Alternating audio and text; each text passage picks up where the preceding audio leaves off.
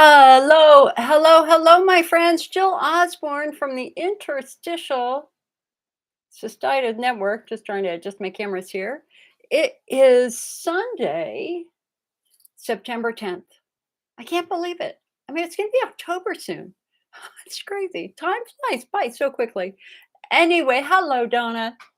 It is time for a regular IC support group meeting. Normally, I do these on Mondays. I'm sorry, on Sundays. And my purpose in doing these meetings is to make you so strong, so knowledgeable, so informed that no one can mess with you again. I don't want anybody telling you that you're damaged goods. I don't want anybody telling you that this is all in your head. I don't want anybody demeaning you, insulting you, refusing you restroom access, all that sort of good stuff. Because you're hurt. We're hurt. It's that simple. Injury, trauma. So we don't really think of IC as a incurable bladder disease anymore, as much as we consider it a pelvic pain syndrome, for which there are many, many potential causes. Hello, Deb. Nice to see you.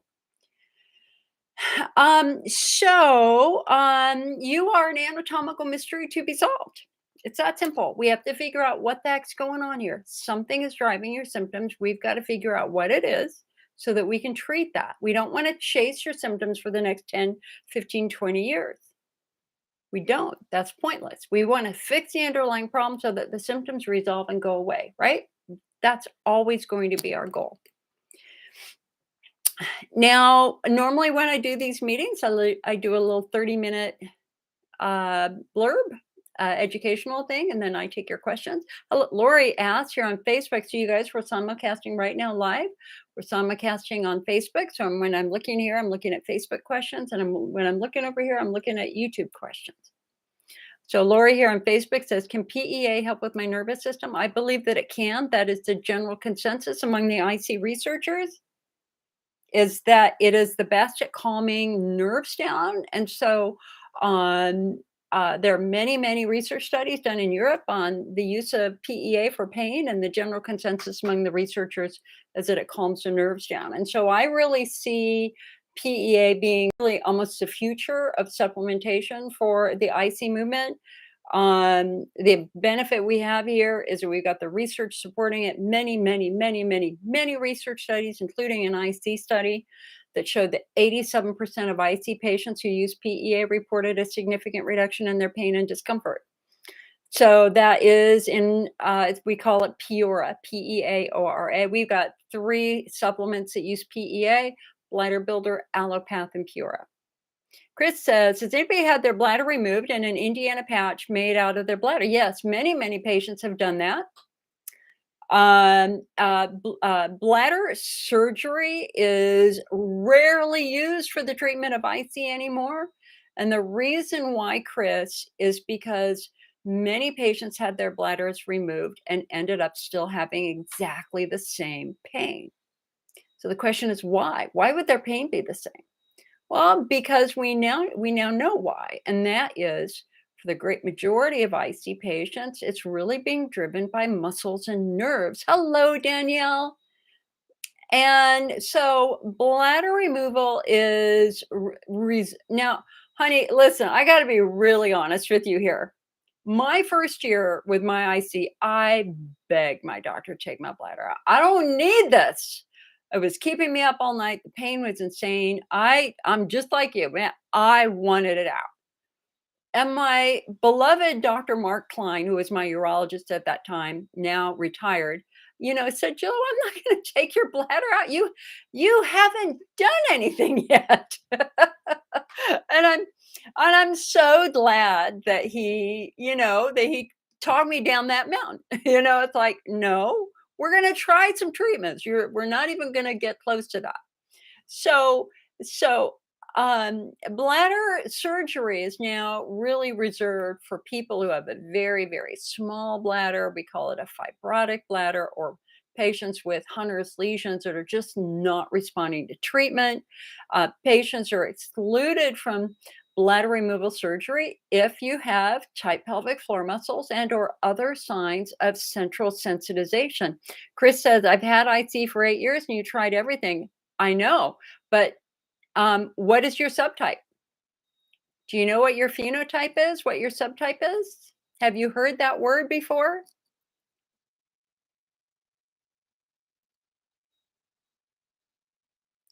So today, we're no longer, unlike when you were okay. And are you a gentleman?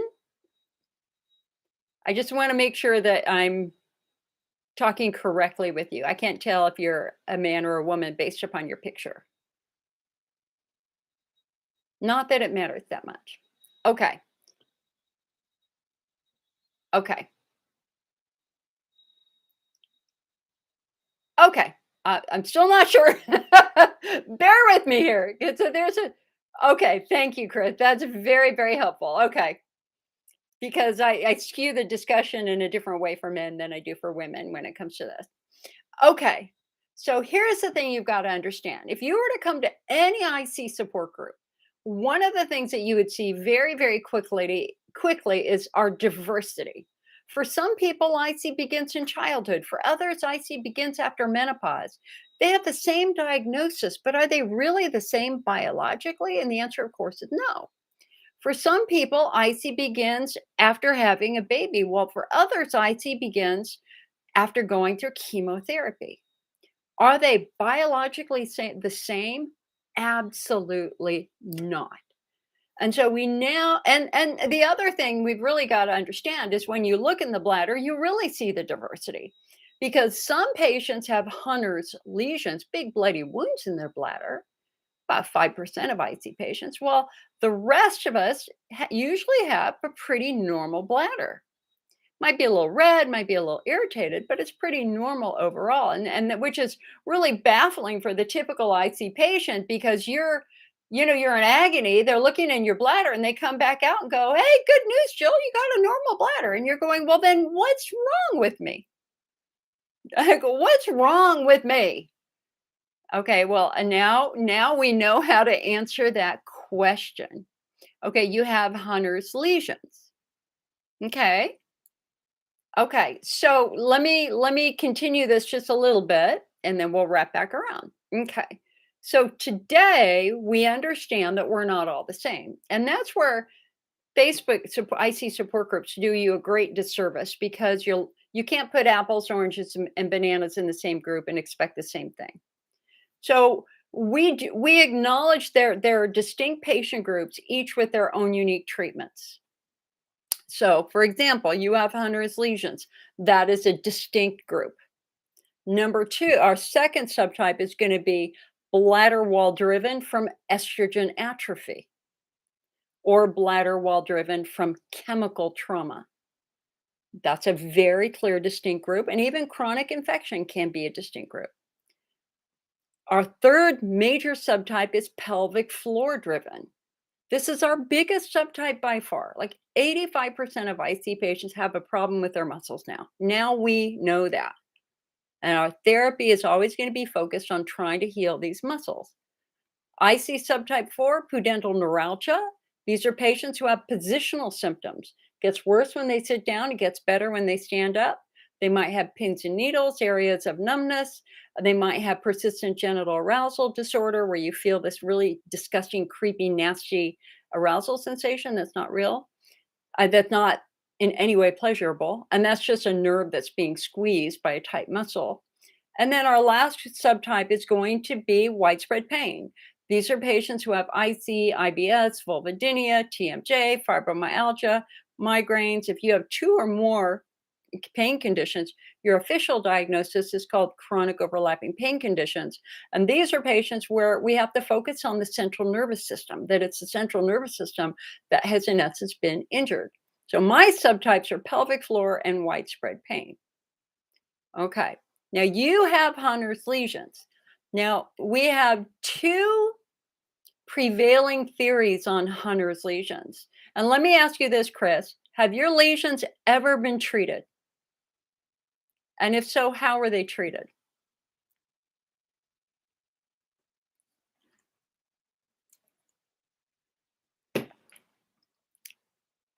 Okay. So while you're answering that question, let's think about this a little bit more. They've been treated 4 times. How were they treated? Were they treated with cauterization, triamcinolone, hyperbar? They did surgery. Did they cut the lesions out of your bladder? Hi, Ann. Or were you just under anesthesia and they were cauterizing the lesions?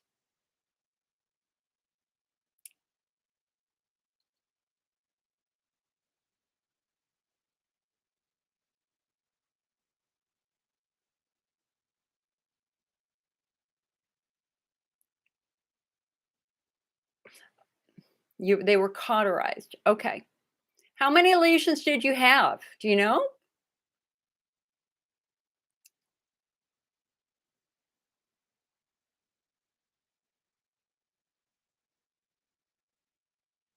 1, 2, 3, 4. Okay. Okay. So the question here, Chris, is really going to be what causes lesions? We don't want to just chase the symptoms. We want to figure out what's causing it. And we now have two very solid potential causes for lesions. The first one is actually a virus, a viral infection. And it was, in fact, IC researchers in Europe who, about 10 years ago, started comparing the urine of patients with Hunner's lesions versus the urine of patients without Hunner's lesions.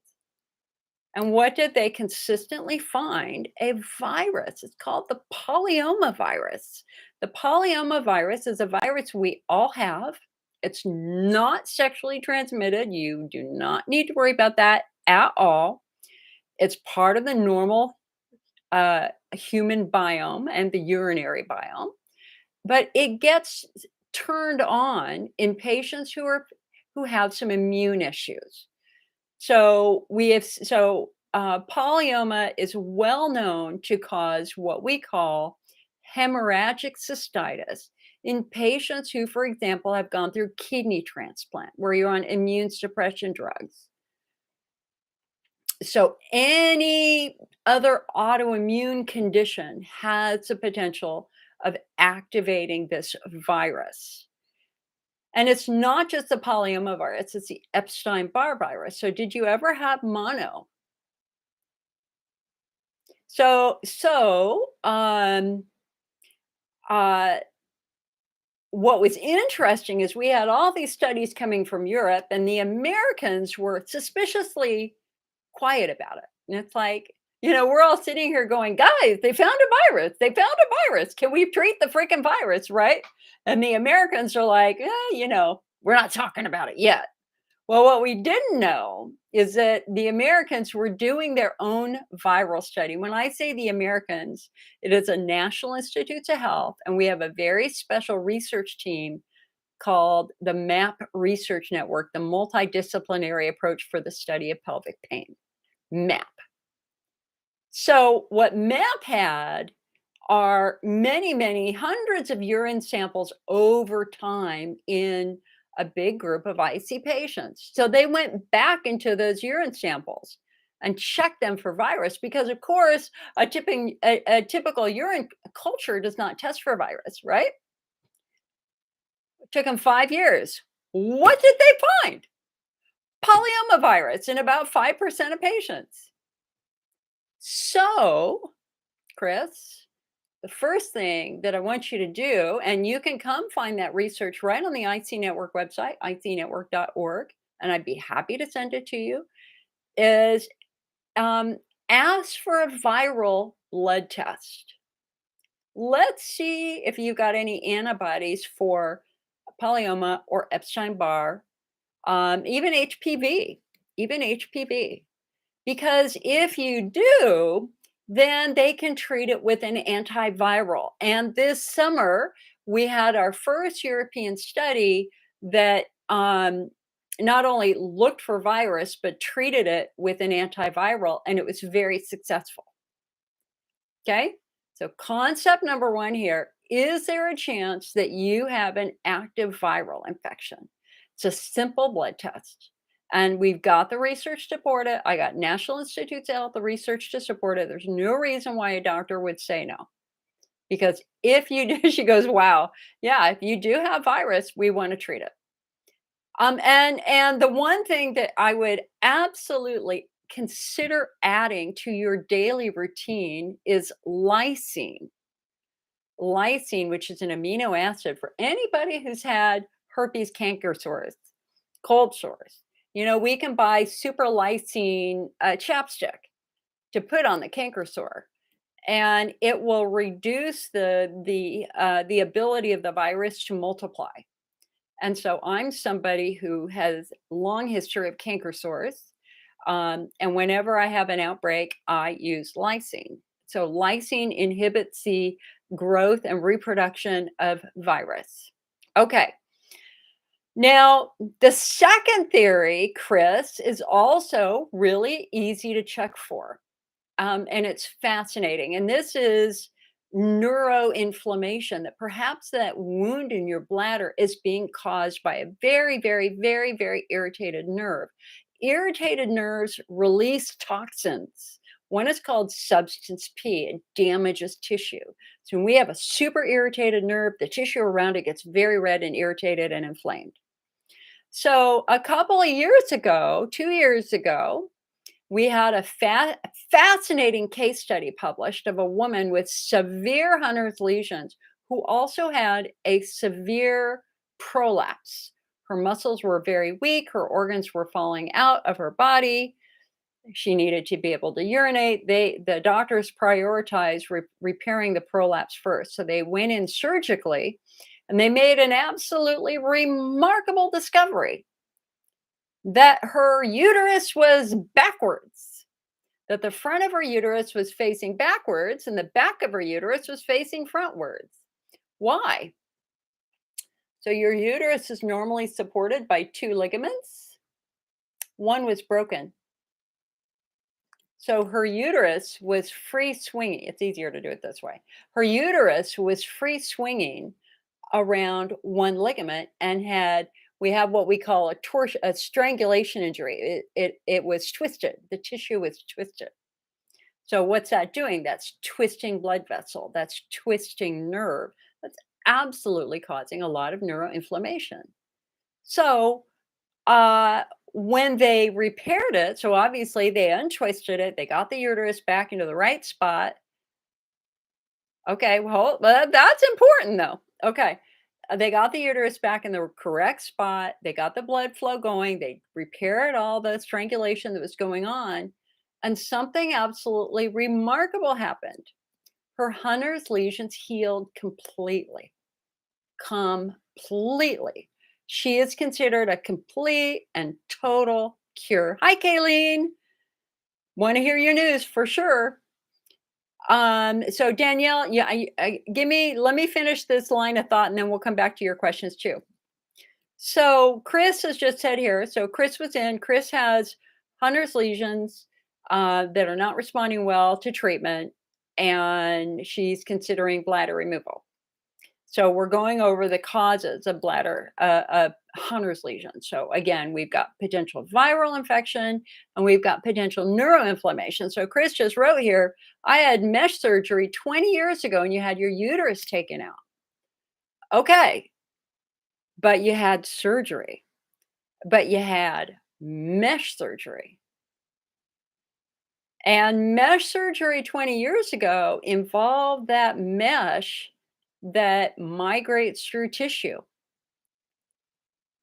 So, do you know about that? Do you know about all the lawsuits with the mesh surgery and what that mesh does? Because that's another potential source for really significant neuroinflammation in your pelvis that's affecting your bladder.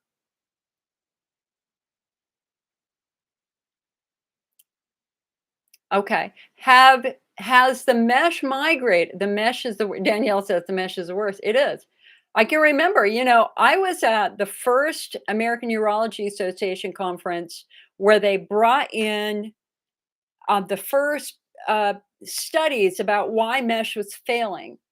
And what was fascinating, there were two things that were really fascinating about it. That the mesh that they put in the body was this beautiful, white, clean, crisp, looked perfect.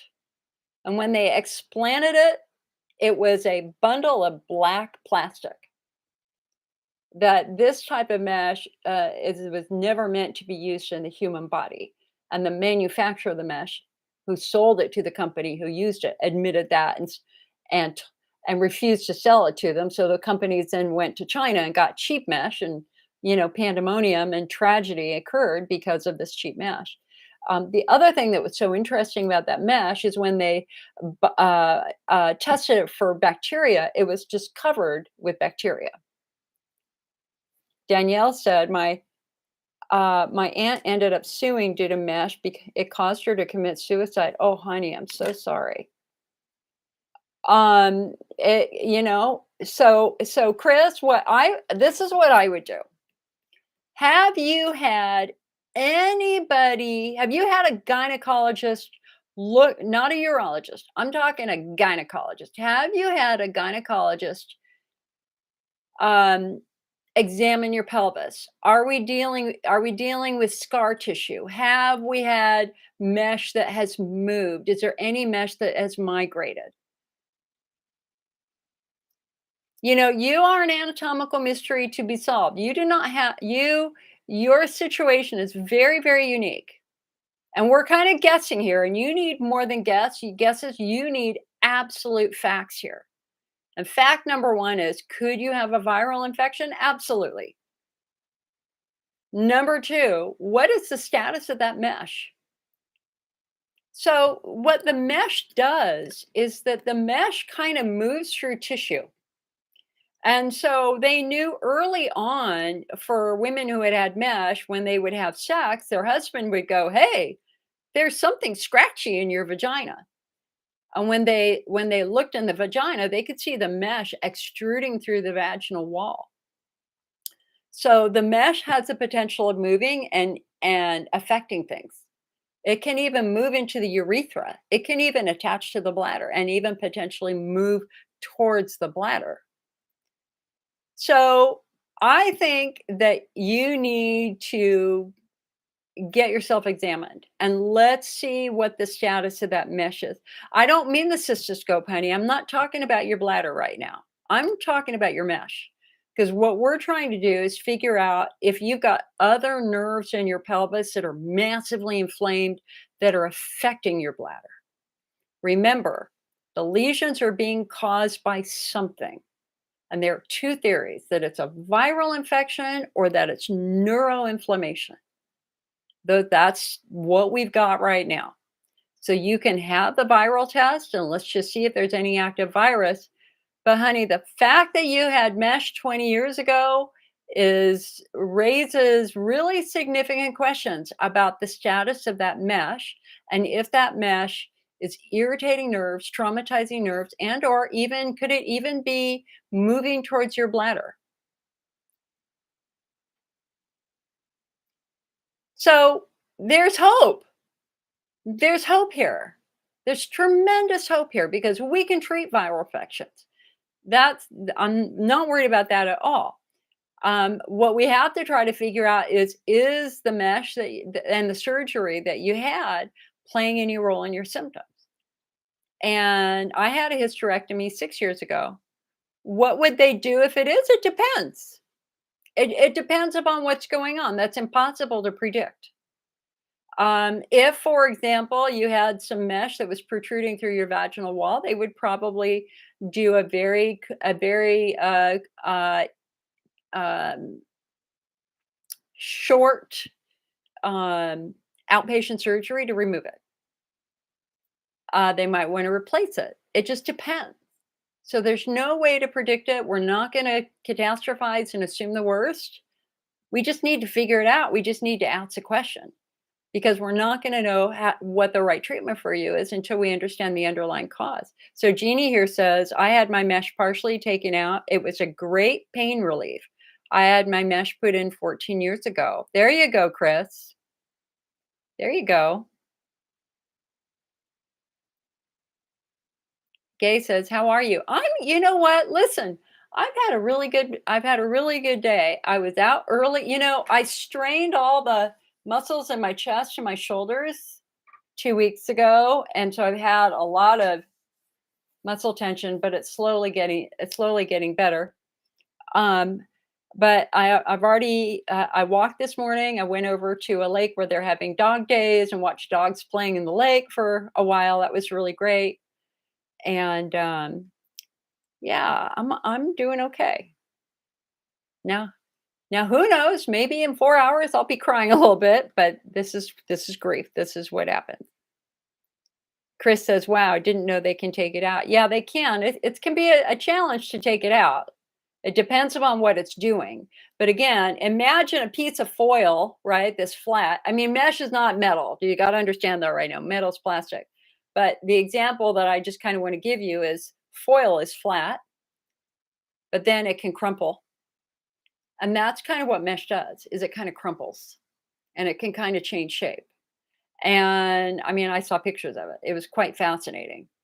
So I think that this is a line of discussion you've got to have with your gynecologist, not your urologist, your gynecologist, and let's see what the heck could be going on with that. Because I can easily make that connection between nerves being inflamed, leading to that long-term inflammation that's ending up in your bladder, right? All right, here. So let me scroll back here real quick.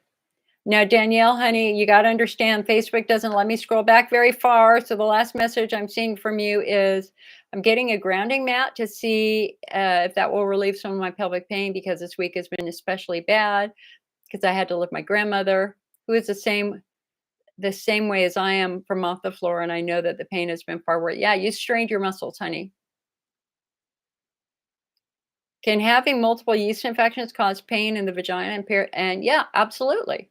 Because the yeast can infect not only the skin on the inside, but the skin on the outside on your vulva, as somebody who's had that. um,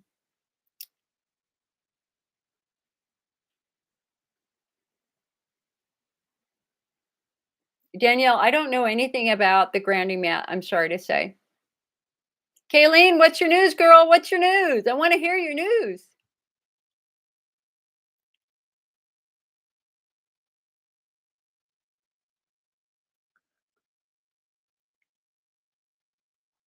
So, this is the second week of IC Awareness Month. And normally, what I do at this point in time that I'm going to do right now is go through our next 7 IC Awareness daily facts.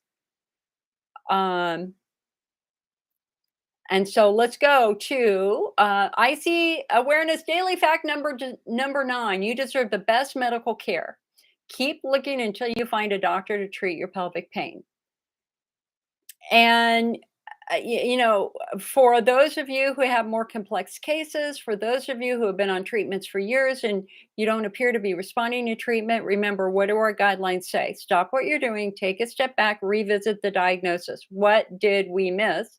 Like a viral infection, right? Something like that, or a pelvic floor dysfunction. And so you may exceed the skills of your local urologist and may need to go to a regional urologist or a regional gynecologist at a local university. So I'm in Sonoma County, California. I'm about 80 miles north of San Francisco. My regional doctors are in San Francisco, and that's where I was sent. And the regional doctors, they're used to getting the referrals. They're used to seeing the more complex patients, and they are often have access to much better treatments and much better equipment. And so going to a regional doctor is not a bad thing. It's a very, very good thing. But some of you actually might even outpace the skills of that regional doctor, and you may need to go to a national doctor, one of the national specialists. And so we've got a few here in the United States that are really quite good. We've got Robert Evans at Wake Forest University in North Carolina. We've got Robert Eckenberg in Bethlehem, Pennsylvania. We've got Rob Moldwin in New York. And we've got Ken Peters outside of Detroit in Michigan. Those are really our top IC doctors in the country. IC Awareness Daily Fact number 10. Wait, hold on. Hold on. Not number 10, number 13. Sorry. Some people and doctors don't believe that children or teens can feel IC and or pain. I am telling you right. Oh, wait, Chris, your doctor is Dr. Moldwin? Girl, you got one of the best doctors in the world. You're in great hands with Dr. Moldwin. You can I mean, you're in great hands if you're with Dr. Moldwin. Um, yeah, exactly. Was it Dr. Moldwin who suggested bladder removal? Or is that kind of what you're doing? Oh, so he thinks your bladder should come out. Okay. Well, I would still ask for the viral test just out of curiosity. I would absolutely ask for the viral test.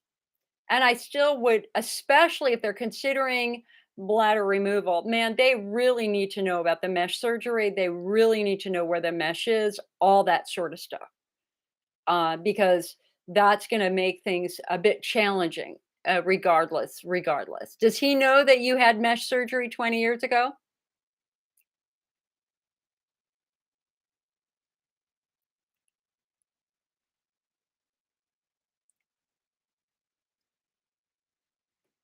You know, Dr. Maldwin is literally the master at lasering Hunter's lesions. I mean, he really is. I was at a class where he was talking about it. It's a for any active virus. It's just a blood test to see if you've got some antibodies for polyoma, for Epstein-Barr. You know, we want to dot our i's and cross our t's. We want to rule stuff out, right?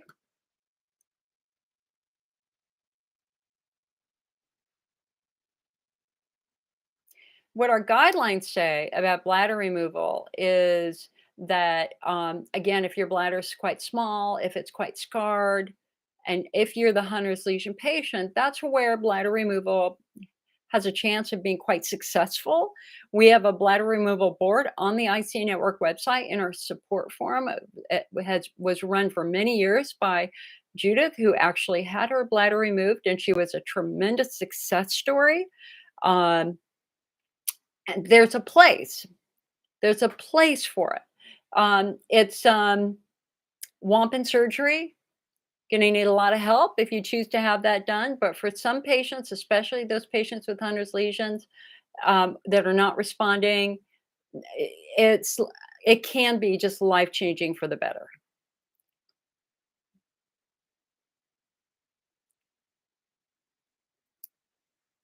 Chris says, "I know this past surgery it didn't work." Interesting, Danielle. So again, cause versus effect. You got nothing to lose. I don't know. I don't know what Rob thinks about the viral stuff. I honestly don't know. The last time I talked to him was about 10 months ago in a big IC meeting, and we had a nice conversation. I don't remember if he had any thoughts on that, but I say, what you got to lose? It's just data. It's just facts. We've got the US research to show that virus has been found. If you do have a virus, for God's sake, let's treat it and just see if it helps. It might, right? All right, let me get back to IT awareness daily fact. God, hold on. Now I am all messed up here with my numbers. No, okay. Let's start all over again. IC awareness fact daily fact number 9 was you deserve the best care. IC awareness daily fact number 10 is that there are some doctors who don't believe that children and teens can experience bladder pain. I know this firsthand when I was at a National Institutes of Health IC conference, and the doctor who was the only doctor in the world who specialized in children with IC was up at the podium and he flat out said that. He said, children don't feel bladder pain. What a load of shit. I'm sorry for swearing. I was shocked because I've worked with moms who'd had daughters who had pain, daughters who couldn't go to school, sons who couldn't go to school. And when question and answer came up, I was first one at the first time I ever spoke at a national meeting. I was shaking in my boots. I walked right up to the microphone and I said, I beg to disagree with you. Children absolutely feel pain. I'm shocked that you would say that. And thankfully, Dr. Lowell Parsons was standing right behind me, and he, after I was done, he goes, "Jill's absolutely right. Of course, children feel pain." So, we have to make sure the children who are struggling with IC symptoms and pain are believed. IC awareness daily fact number 11: tight pelvic floor muscles can cause pain with intimacy. If you flare with sex, that's a pelvic floor flare, most likely. Physical therapy will help. IC awareness daily fact number 12: Hunner's lesions require special treatment, as we have been talking about with Chris. You can learn about those treatments over on the IC Network website. And Chris, one other treatment. So the newest treatment for Hunner's lesions is actually hyperbaric oxygen therapy, where that's a treatment they give to scuba divers who get the bends, where you go into a room that's pressurized, they push oxygen into your body, and that helps wounds heal, it helps burns heal. And the hyperbaric oxygen therapy has absolutely been found to be helpful with Hunner's lesions. So Chris, that's something else you can try: hyperbaric oxygen therapy. IC awareness daily fact number 13: IBS is a common related condition to IC. Yes, it is. If you've got IC, IBS, vulvodynia, etc., you are in the widespread pain group. You are not alone. I had terrible IBS when I was in my 20s. Number 14: surgery is rarely used as a treatment for IC, except in very, very, very, very strict circumstances. Wait. Chris said, I started that last week, but Dr. Molden said he doesn't think it will help. Chris, what about cyclosporin? Did they ever consider cyclosporin? Let me see here. IC awareness daily fact 15: IC patients may be eligible for disability insurance. IC awareness fact 16: IC patients often feel their worst symptoms at night. Sleep deprivation is real. And we'll stop there. So all of these daily facts, I hope you're sharing across your social networking. I'm putting them everywhere. They've got great pictures. We've got TikToks with them. We've got videos with them. Please spread them along your social networking, because we've got to find those patients who are struggling. And Chris just saw Dr. Muldoon on Friday. You were on cyclosporin for a year and it didn't help? Wow. Well, that kind of throws out the autoimmune theory for you. I say check out the virus, check out the mesh, and you may indeed be a candidate for surgery. You may. And we have a lot of patients who have had that surgery over in our support forum, and I would be happy to talk to you about that for sure. Okay. Girl, you have been through it. I just want you to close your eyes and imagine you're getting a big giant hug from me right now. The blessing is that you literally have one of the best doctors in the world. So you're in good hands. All right, I got to go back to Kayleen here. Kayleen, what the hell's going on with you now? I say that with love. Okay, Kayleen said, I had the surgeon nurse practitioner consultation Wednesday. She pushed the hernia in, and that was the worst pain I've had up until Friday. Interesting. After the exam, it felt like a narrow rod jabbing through my belly button. There was constant nausea, spitting up, pelvic pain. I went to the ER on Thursday for it. The CT showed there wasn't a hernia anymore, but they saw that I was in pain. I'm having a burning urination, but that's got to be sore muscles. Surgery is October 5th. I was surprised they made it that soon when my first appointment was supposed to be October 30th. Okay, good. Good. Good. I mean, you're playing pelvic pain whack-a-mole. You are. And so getting this hernia dealt with is just such an important piece of this puzzle. So I am proud of you, girl. You go. Hi, Sherry. I didn't know that, Danielle. Danielle is saying that the lady who played Maud had her bladder removed, and that's why she wore baggy clothing. I didn't know that. Kayleen says the burning is bad enough that I kind of want my urologist to drain my bladder completely during the installation on Thursday so I don't go through a double pain. Sure.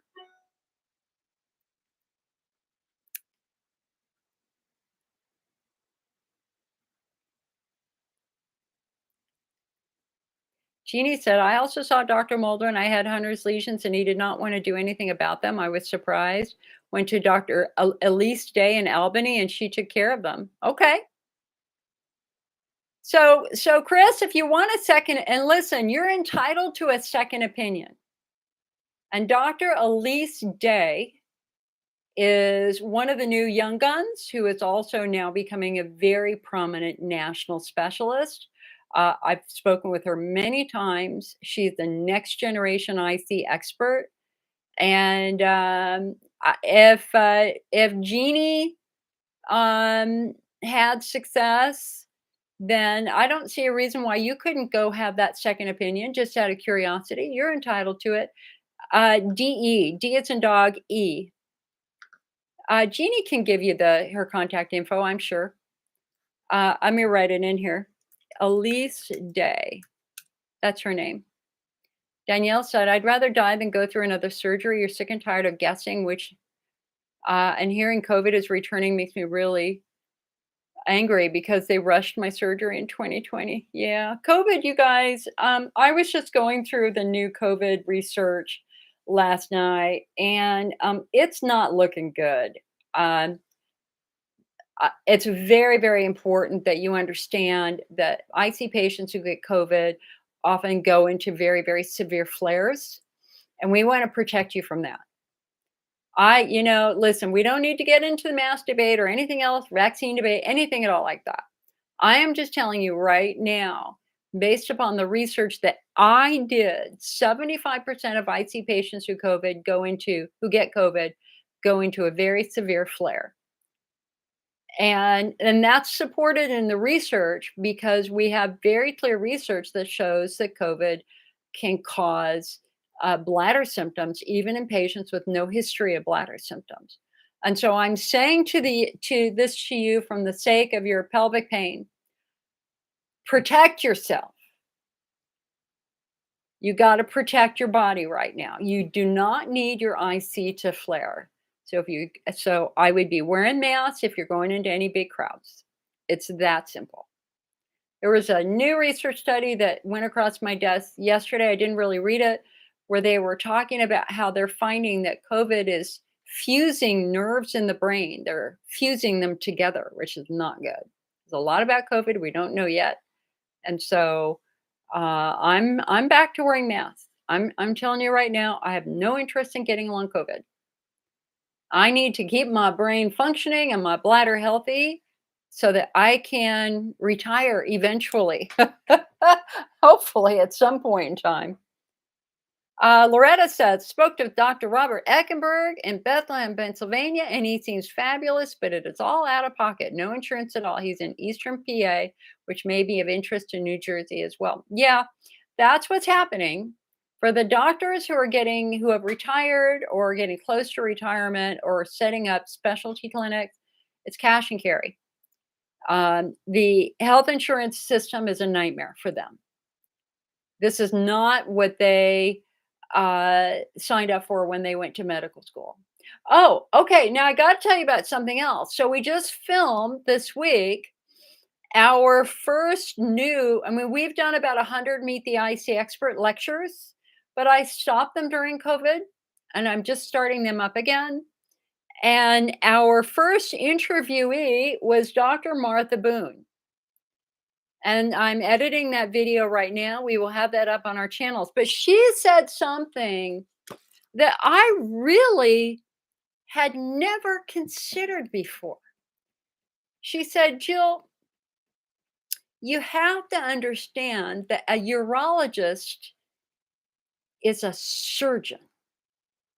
They've gone into the specialty because their teachers found that they had talent in the operating room, that their talent was in their hands. And so one of the challenges that they face is that they love the surgery because that's their gift. Listen, it takes balls of steel to cut somebody open. I've done surgery. I did surgery in college on animals. to carry somebody's life in your hands is it takes a lot of balls and a lot of strength and a lot of integrity and a lot of determination. And she really made me think about our expectations of urologists. And I don't want to say more because I don't want to complicate what she said. It was very powerful. It was very, very meaningful. It's her interview is filled with a lot of tips, a lot of strategies. It is great, great insight into how doctors should be working with patients, should be evaluating patients. She talks about her frustration flat out. I asked her, my first question is, so what do you think of phenotyping? And she's like, well, yeah, of course. We saw early on that there were distinct patient groups. And what she saw now, she'd been practicing urologists for 30 years, and back 30 years ago, they did a lot of stuff. I mean, they did hysterectomies, they removed bladders, they tried this treatment, they tried that treatment. And it became very, very clear to her very, very early on that it was all about nerves and muscles, that it really wasn't about the bladder. And that's why she stopped doing those and she started focusing instead on strategies that calm muscles and nerves down for in the great majority of patients. Um, what else did she say that I thought was really I asked her, so we were talking about the widespread pain, right? The IC, the IBS, the vulvodynia, this very strong demonstratable central nervous system sensitization, that this is essentially a nerve injury, right? And so for those patients who have multiple pain conditions and have super sensitive skin, wicked sense of smell, those are all signs that we have an injured central nervous system.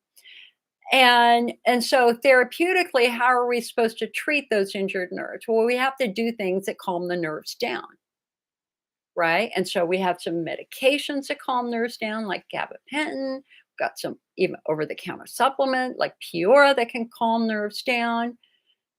But we also have to understand that anxiety and long-term anxiety, long-term trauma-informed care also can play a role in this. And I've been very honest about what happened to me when I was a child, aside from breaking my tailbone, which was big, that I grew up in a neighborhood with a kid who became a rapist and murderer, and he raped and murdered my neighbor.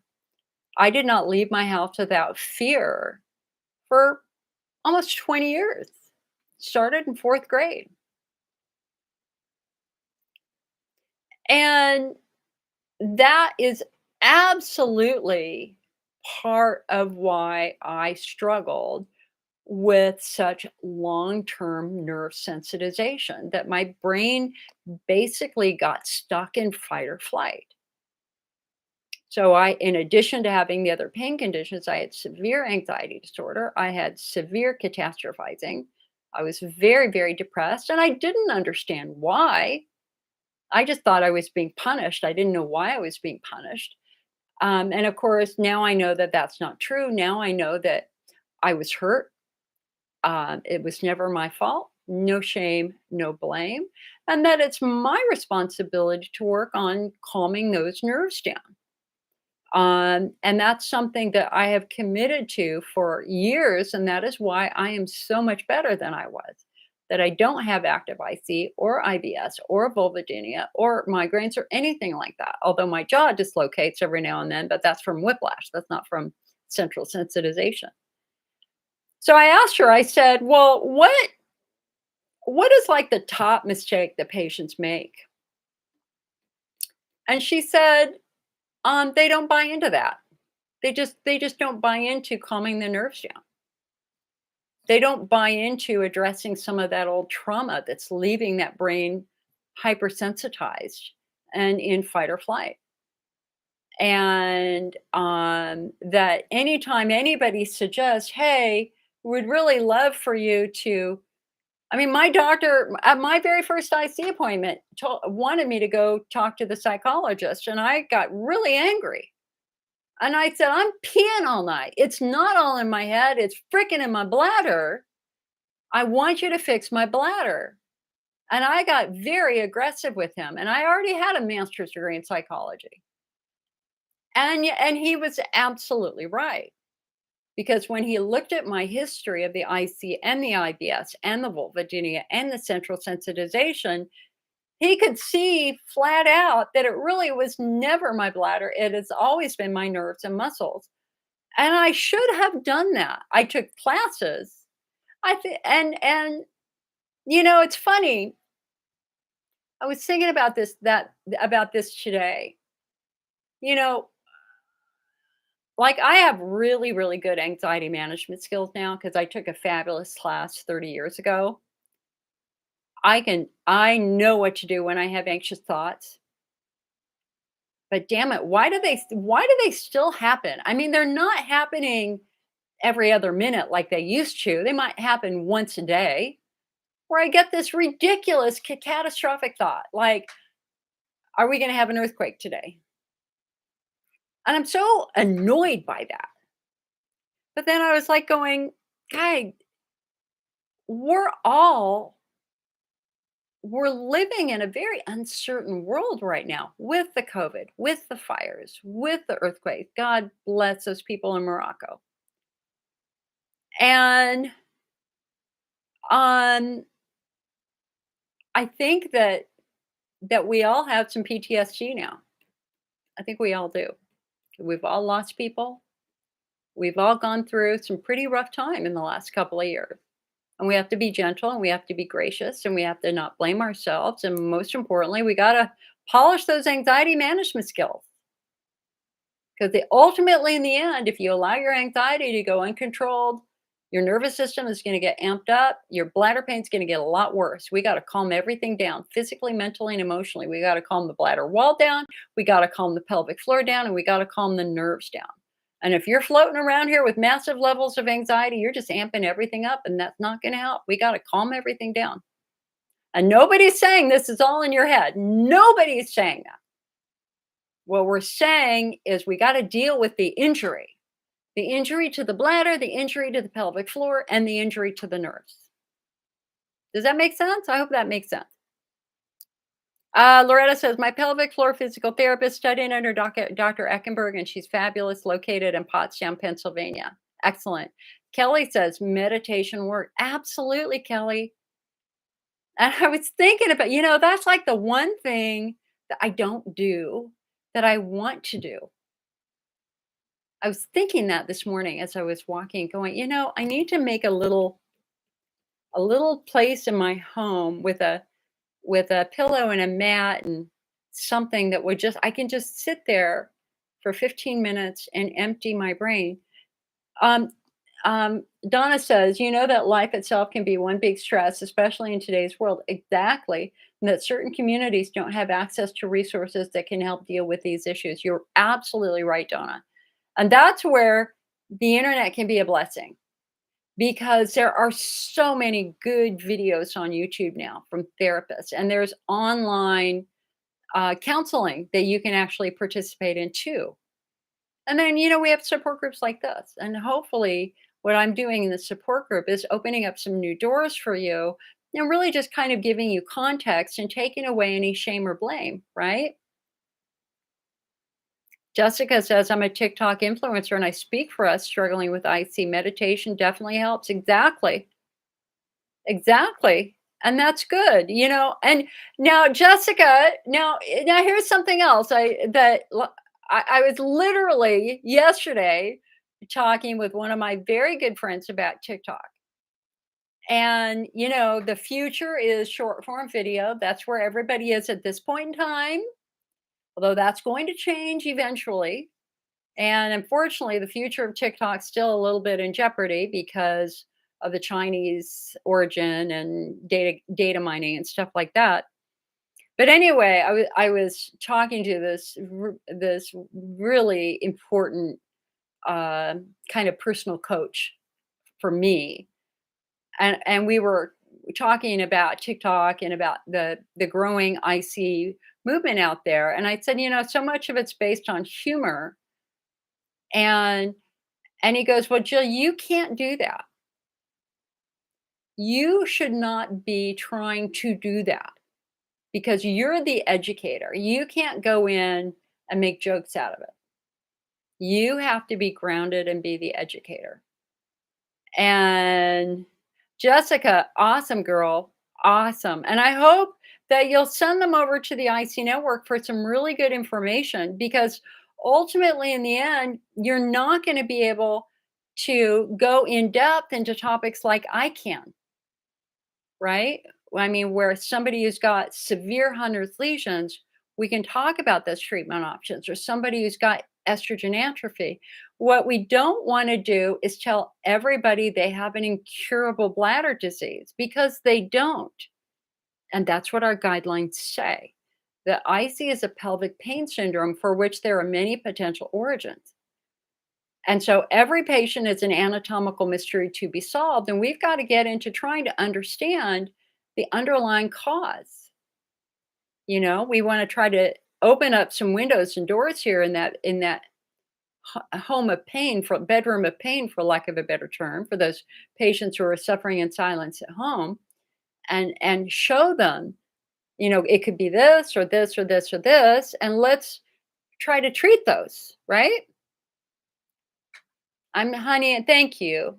Thank you for doing that. I'm long past the days of being the only IC influencer on the internet. I was for many years, 20 years, I was.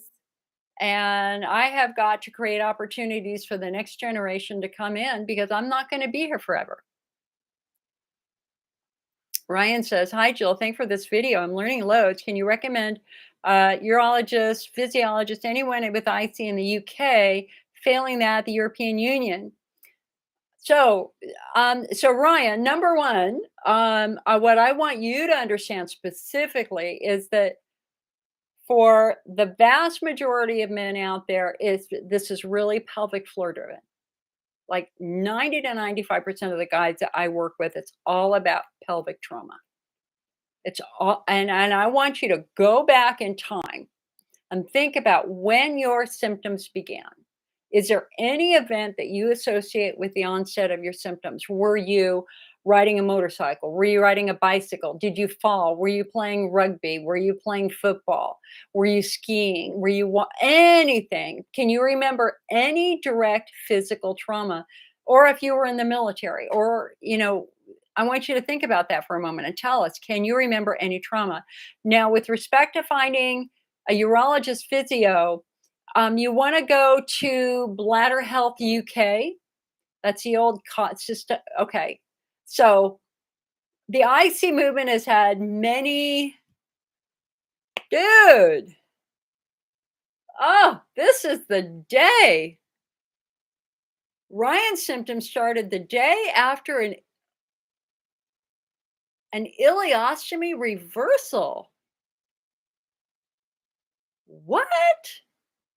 What are your symptoms, honey? What are your symptoms? Frequency, urgency, pressure, pain? What are your symptoms, Ryan? And Jessica says, "I mentioned people that there is only you." Oh, honey, thank you so much. And you were bucked off a horse when you were 10. I wonder if that's why I have IC. I'm going to tell you right now, you probably have a pelvic injury from that. Yeah. I was also a horseback rider when I was a kid. We did English riding, and I had a couple of spectacular falls. I was part of Pony Club. My better role should have been barn crew. I shouldn't have been on a horse. I fell off a few times pretty badly. Okay, so Ryan, I'm very interested. What are your symptoms? Kelly, I have a pelvic injury from sex. Unfortunately, that's not surprising. It can happen. It can happen after abuse. It can happen after a rape. And sometimes it just happens. Jessica says, "I was told I have a dysfunctional pelvic floor, probably from that original injury, honey." So have you been to a pelvic floor physical therapist?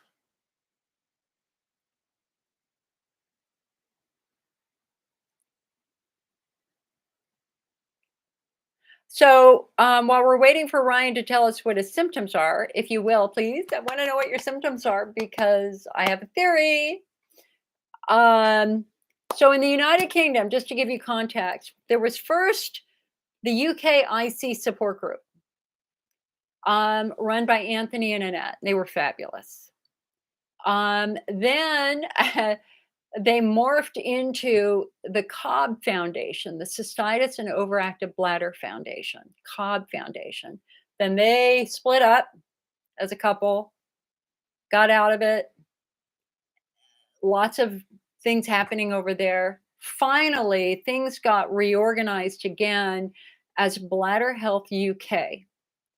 And so those are the ones who are probably going to give you a better idea of who the urologists are. But I want to check a database that I have here for a moment. Here, hold on a sec. Let me see if they've started adding physical therapists in the United Kingdom. And if not, rather than going to the EU, we'd want you to come here. Come to the United States. Okay, you had a painful bladder initially, suprapubic pain and genital pain.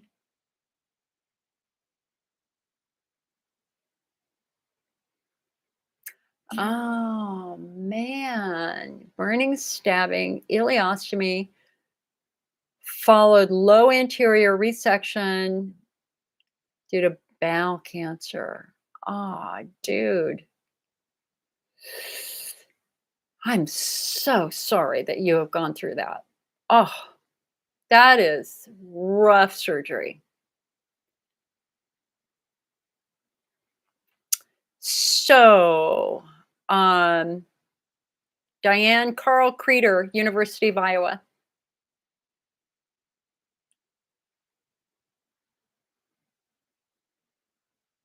I'm just trying to visualize. I'm trying to. So, honey, do you have frequency? What are your symptoms right now? Is it just pain or is it frequency and urgency? Tell us what your symptoms are because I'm trying to visualize. I'm thinking scar tissue, I'm thinking neuroinflammation, I'm thinking probably extreme pelvic floor tension from all the pain that you've been through, your muscles guarding in pain. So, what are your symptoms? Kelly says, I've done physical therapy for years off and on, not working, but I did rupture my bladder. How did you rupture your bladder, Kelly? How did that happen? And Diane says, I wish there was a good urologist in Minnesota, South Dakota, or Iowa. University of Iowa, Carl Creeder. Karlkreder.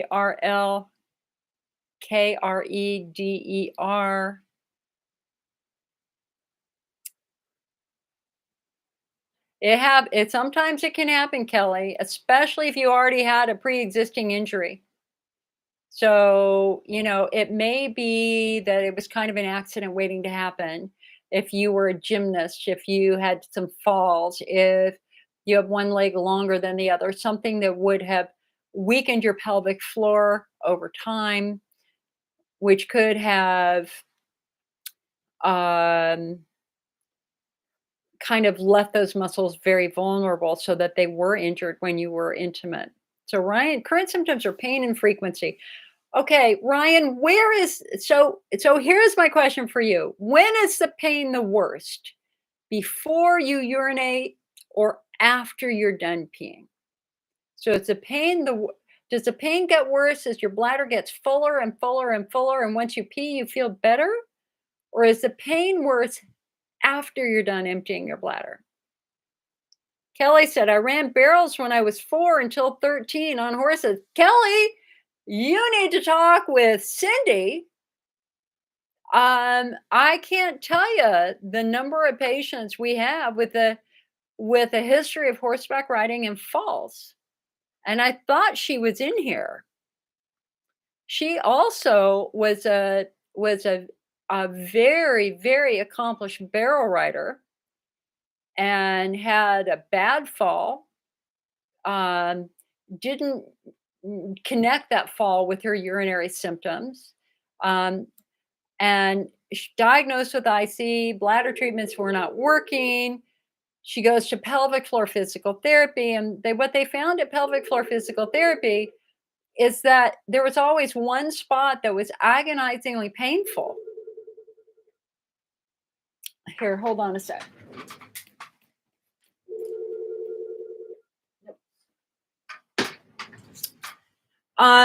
And so whenever pain is confined to one location, we're always going to be asking the doctor, what's at that location? What is at that specific location? And she went and saw Ken Peters, who's a master diagnostician. And what they found was this giant blob of scar tissue in her pelvic floor on that side, woven through her pelvic floor. So, and when he said, look at this, you got something weird right here. She goes, I know exactly what happened. I fell there off of a horse. She knew exactly what it was. Okay, so getting back to Ryan. Ryan said pain is worse after urinating, not consistently, also worse sitting down. All right, Ryan, so that rules out your bladder, and that's pointing very, very directly to your pelvic floor. IC subtype 3, IC subtype 4, using the Ken pain subtyping system. So if your pain is worse as your bladder fills with urine, that then tells us that your bladder wall is not healthy, that you might have wounds on your bladder wall. Your bladder wall might be very, very irritated or inflamed. So the fuller you get, urine goes into those wounds, and you're finally going, oh my God, it hurts so bad. I've got to go to the bathroom. As soon as you go to the bathroom, urine empties off. It's no longer on the wounds. The pain goes away. The pain goes away. So if you have pain on bladder fill, definitely points to your bladder. Pain after urinating points us very, very clearly to your pelvic floor. But most importantly here, the fact that you have pain when sitting, that points to muscle squeezing nerve pudendal neuralgia, 100%. That is not your bladder. I'm telling you right now, the bladder does not get worse when you sit down. The muscles and nerves get worse when you sit down. You need to get this book.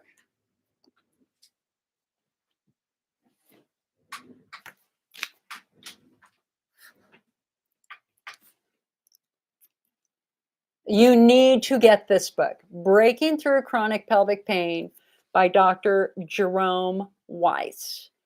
This is a master class in pelvic anatomy, and it explains exactly what causes that pudendal nerve entrapment. It will help you visualize where they were doing the surgery, the nerves near where they did the surgery, and how what he says in his introduction in this book is Western medicine fails the typical pelvic pain patient because doctors play in their sandbox. Urologists stay in the bladder, gynecologists stay in the reproductive tract, gastroenterologists stay in the bowel.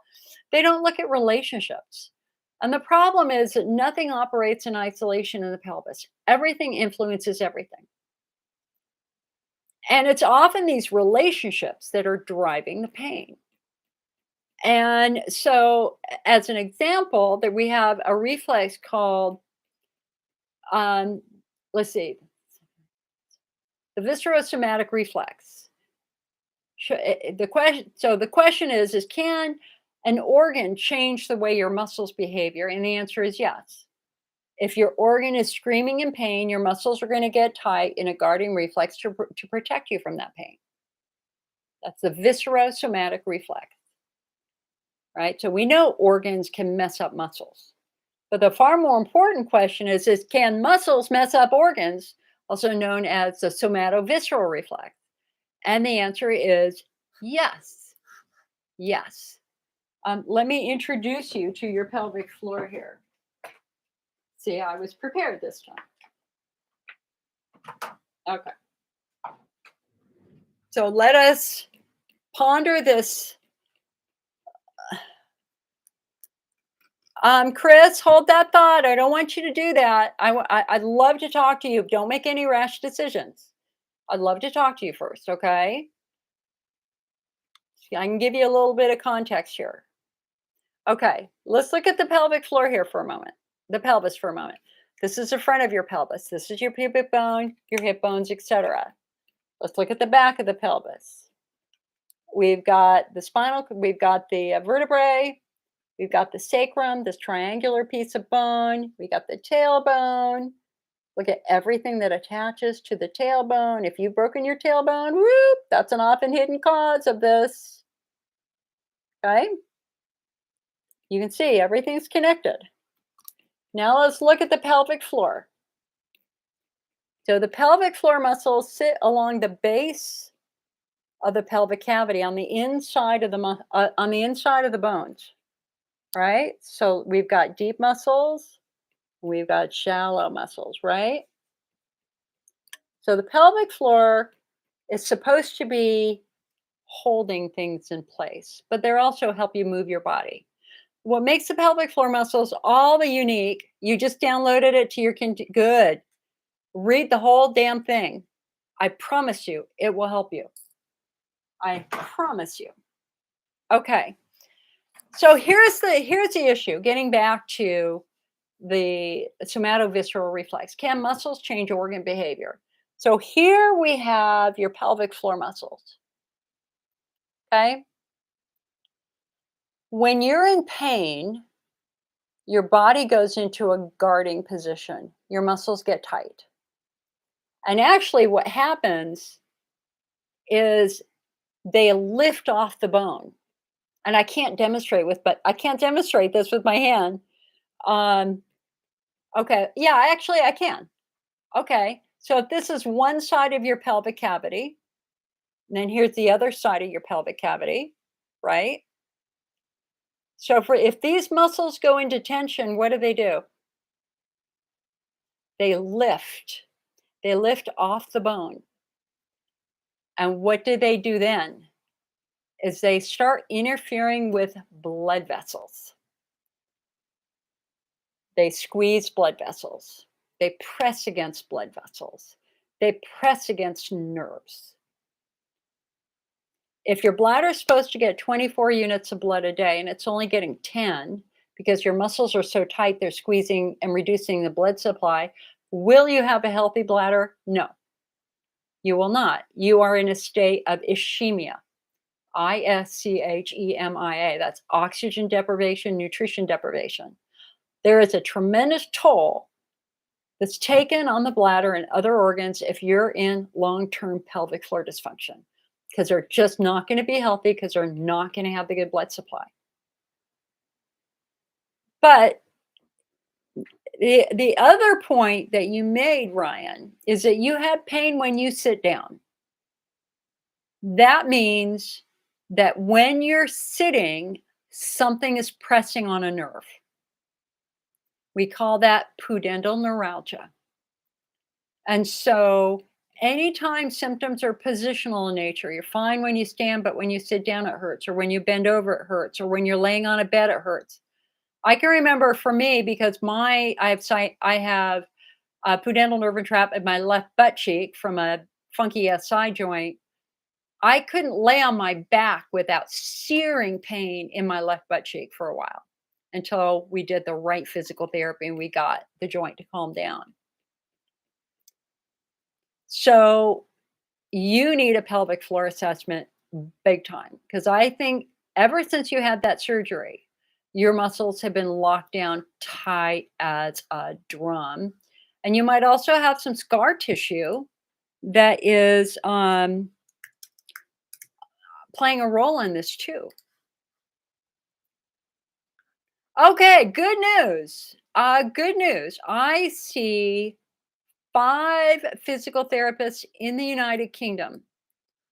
4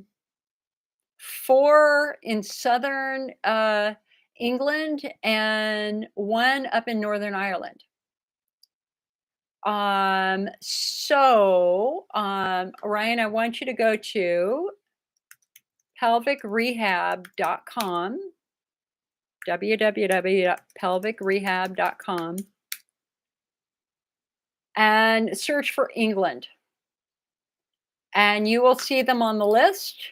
There's one in London. There's one east of London. There's one directly east of London. And there's one out by Cardiff. There's one, if you have no joy, if you have no joy in England, then you need to come to the United States, because we've got some really good neuromuscular people here. And I'd be happy to talk with you. I work with patients in England all the time. We can do a Zoom and we can go over some stuff if you want. Not a problem at all, because I want you to get better. I want you to feel good. Kayleen says, I feel like I get punched when I sit down for a couple of days after sex, but sometimes sex doesn't even have to cause it. Listen, while I'm sitting here right now, my left butt cheek is vibrating. It's what happens now. That's my pudendal nerve entrapment. So what is it? So what does that tell me? That tells me there are three things going on that is making my left butt cheek vibrate right now. And it's not sexual. It's a little tiny fluttering. It's like a twitching. It's like a twitching eyelid, and it's by my left sit bone.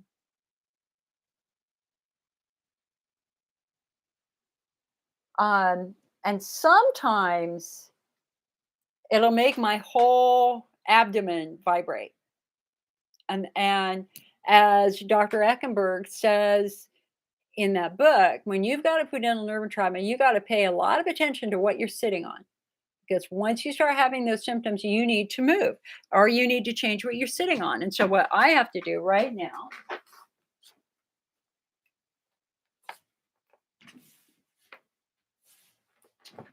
is I've got to be sitting on this, which is what I'm going to do. And I'm going to skew it over to the left side just a little bit so that, yeah, gone.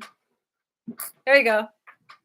Now I'm no longer sitting on that nerve because I'm sitting on a good chair cushion for this. Okay. So there are three things that are causing this for me. Number one, I don't have a lot of fat on my tush. So I'm literally sitting on muscle and bone. And when I did this, I was very skinny. I don't know if I was, oh gosh, it must have been like 15 years ago. And it was on a Saturday, and I sat for 12 hours straight working on icy stuff. And then I went over and played World of Warcraft. And I was uncomfortable sitting at my desk. So I went and sat on the floor, and I was in a raid in my game, which I still play. I'm a hunter. I could feel it start to vibrate, and I didn't get up. And I injured the nerve. Absolutely injured the nerve, no doubt about it. And thankfully, it doesn't hurt. It just vibrates. If it ever gets to the point where it hurts, I know I've got to get up and move. But that never happens. The second thing that's going on is I know right now my muscles are funky. I know they are because yesterday, as I was urinating, they felt very mushy as I was urinating. They weren't releasing easily. You know, the test that they give you at the physical therapist is they will have you do a Kegel, and then they will relax. And in fact, Dr. Boone talked about this in my interview with her last week. She said, you know, it was very easy to figure out if somebody had tight pelvic floor muscles. We just asked them to do a Kegel around my finger, and if they couldn't relax, they needed physical therapy. So you can tell right now if your muscles are toast just based upon how you pee. If you can't start your stream right away, muscles are tight. If you're stopping and starting, yeah, odds are your muscles are tight. And for me, it feels just mushy. Kayleen said, "Isn't that PGAD? I get that in the buzzing." No, because it's not by my clitoris; it's by my left butt cheek. There's no arousal sensation with this type of nerve entrapment. But I have had PGAD before. I had PGAD for about 6 weeks, and luckily I got the muscles under control back then. But again, I can tell right now that I have to go get my wand tonight, and I've got to do my internal work, which I last did a couple days ago. And what's a third reason why my muscles might be tight? What was it? I don't remember. I exercised this morning. No, that might have been it. That might have done some stuff too. Maybe. It's an adventure. But again, the point here, guys, is that for me, it's not an illness at all. There's no illness. It's injury. It's injury to my muscles, injury to my nerves. You don't cure an injury, you heal an injury. And as long as I keep my muscles relaxed, I'm not in pain. But I can very easily injure those muscles again. One of the ways I can injure muscles is by sitting too long on a funky surface or driving. Driving for a long period of time will definitely tweak my muscles out. Diane said, I had pain that is relieved when I urinate, had a hydrodistension that showed no hundreds lesions, but a lot of bleeding, glomerations. Because of this, she said, no wonder I'm in so much pain during bladder fill. I thought glomerations during a hydrodistension was normal. Well, it's a byproduct of a hydrodistension that when you stretch the bladder, you're going to do little tears in tissue, superficial tears. The glomerations, we thought glomerations were IC 20 years ago. Now we know it's a byproduct of the test itself. And so the finding of a glomerulation is not that significant anymore because it's not unique to IC. It usually just means you had a test. But what's more important here, honey, is that you had a lot of bleeding. Why? That's interesting. Why did you have a lot of bleeding? Did she do a higher pressure hydrodistension, which stretches the bladder wall more and kind of injures it a little bit more? Um, was your bladder wall more vulnerable because of estrogen atrophy? And maybe that's why having, if you're of a certain age and your estrogen levels have dropped, your skin is thinner and weaker, it's not as resilient, not as strong. Now they've done now they've stretched that very, very fragile tissue, which causes the tissue to bleed. So, what treatment did she propose? I mean, did she have an explanation as to why she thought you were bleeding?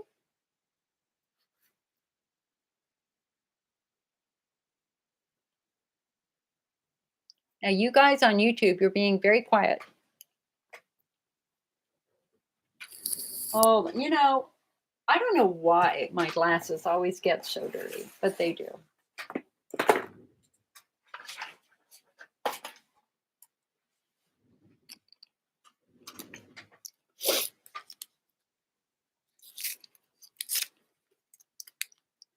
All right, give me your questions. Challenge me. Anne said, "How often you should use a pelvic wand? Every day if necessary." Perfectly okay. I mean, the thing about the wand is once you really start retraining those muscles, you're not going to need to use them as much.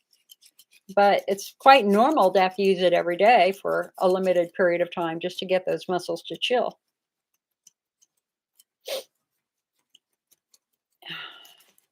Come on, glasses.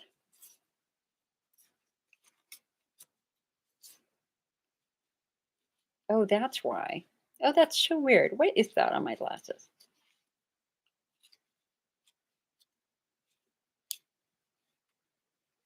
Looks like chapstick.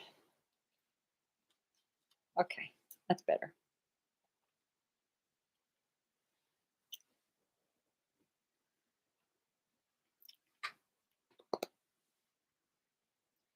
Give me questions. What do we have coming down the pipeline right now? What do I have coming down the pipeline? We'll be doing an interview with the top physical therapist in the world, in my opinion, Stephanie Prendergast. I've got several more lined up for the coming weeks and months.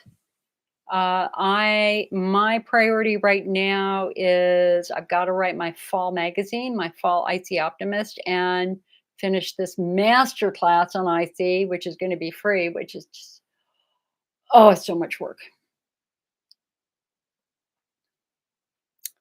Danielle says, what do you do for pelvic congestion syndrome since we talked about that? You have to work with an interventional radiologist, and they treat it just like they treat varicose veins.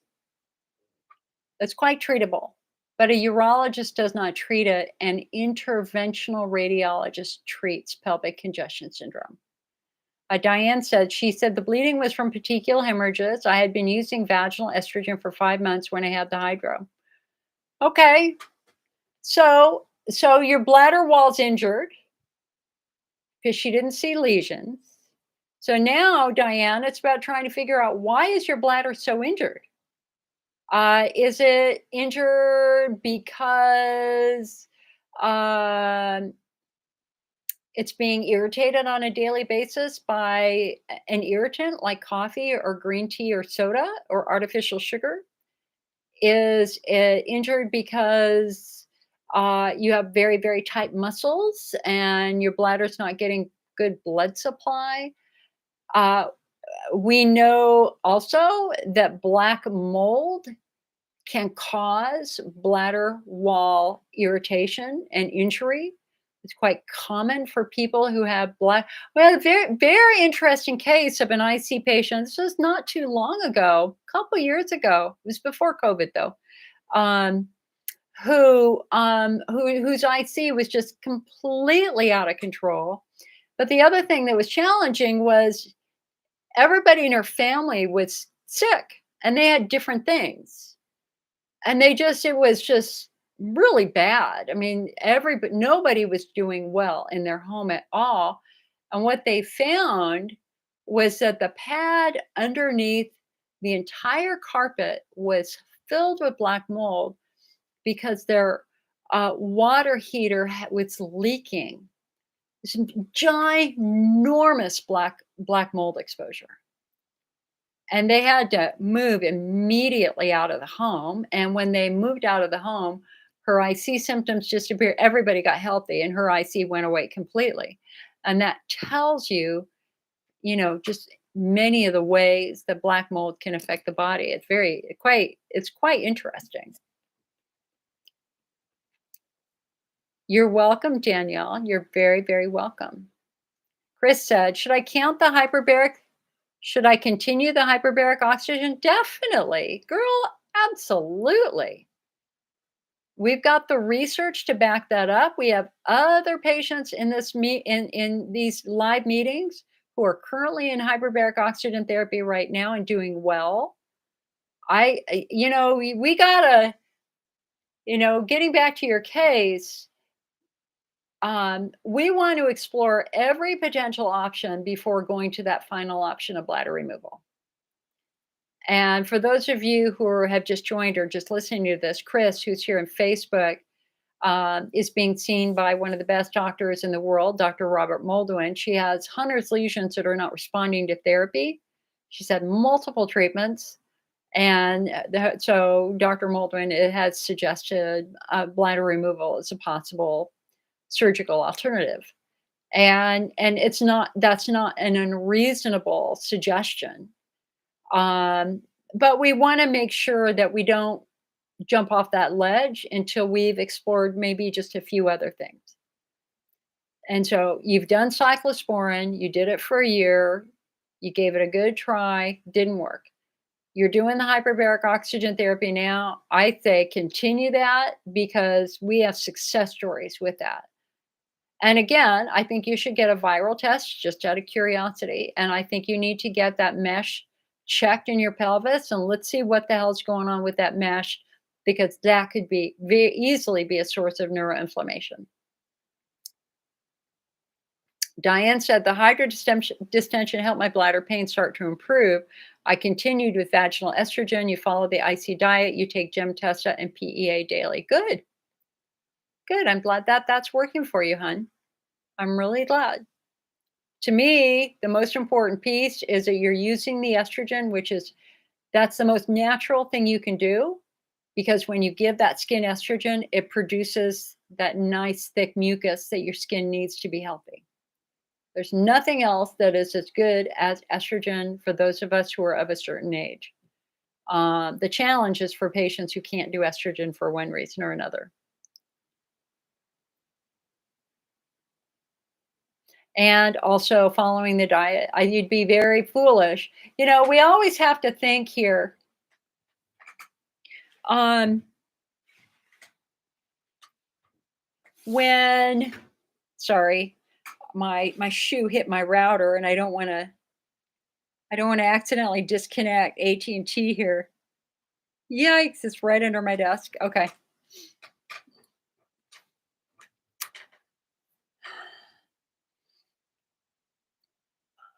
One of the classic, classic mistakes the patients make is continuing that 1 cup of coffee a day, because the bladder will never heal if you pour acid on it every day.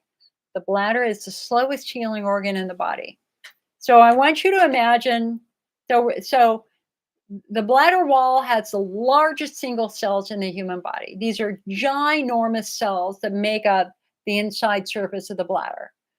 And if you look at them under an electron microscope, it looks like a beehive. They're kind of hexagons, big hexagons that are connected to each other, right? And we call that tight junctions. They're really tightly connected, so nothing can get through them, right? So really big giant cells.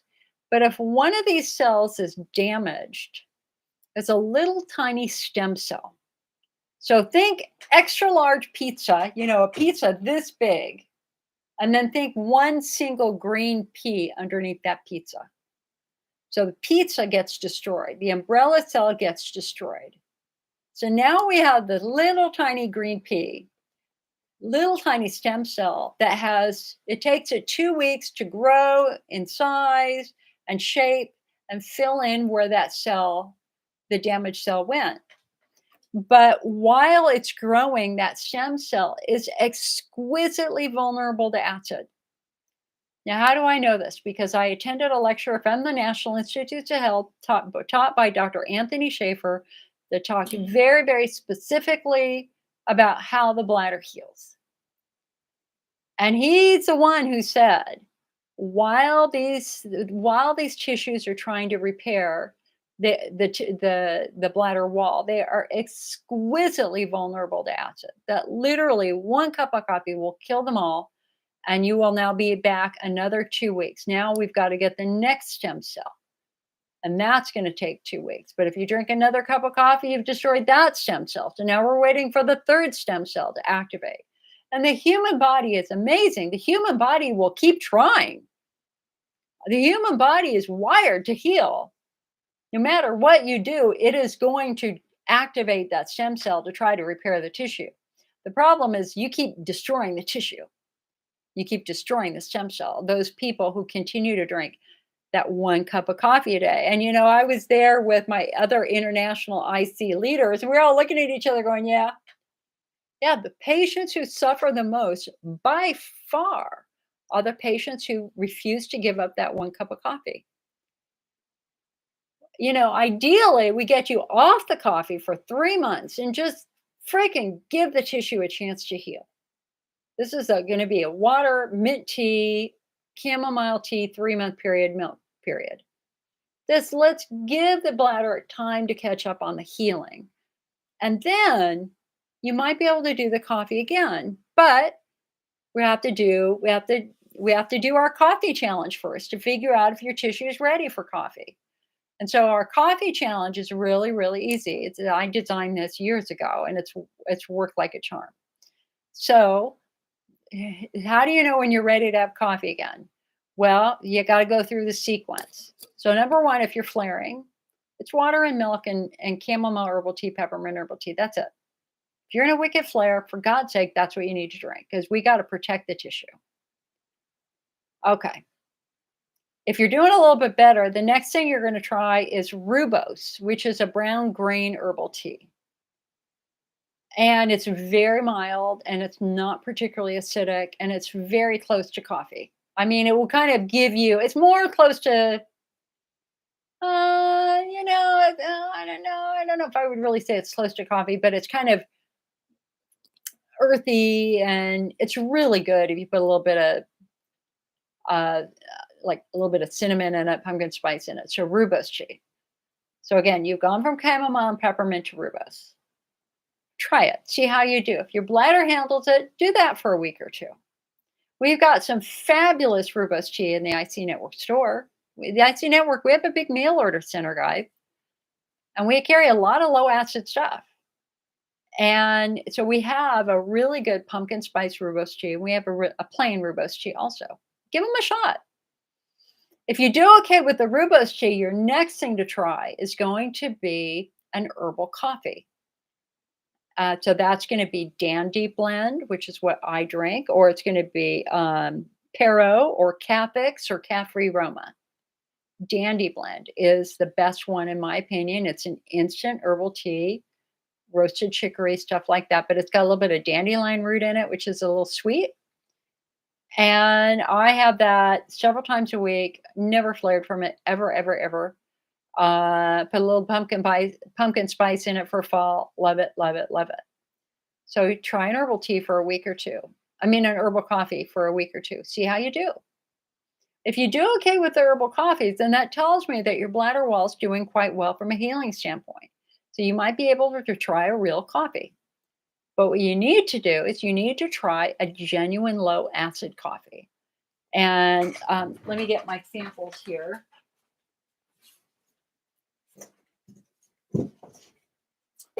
Where are they?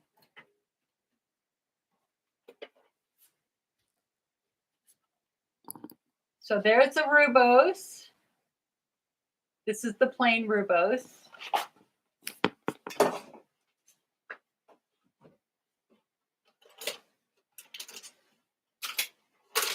Here it is.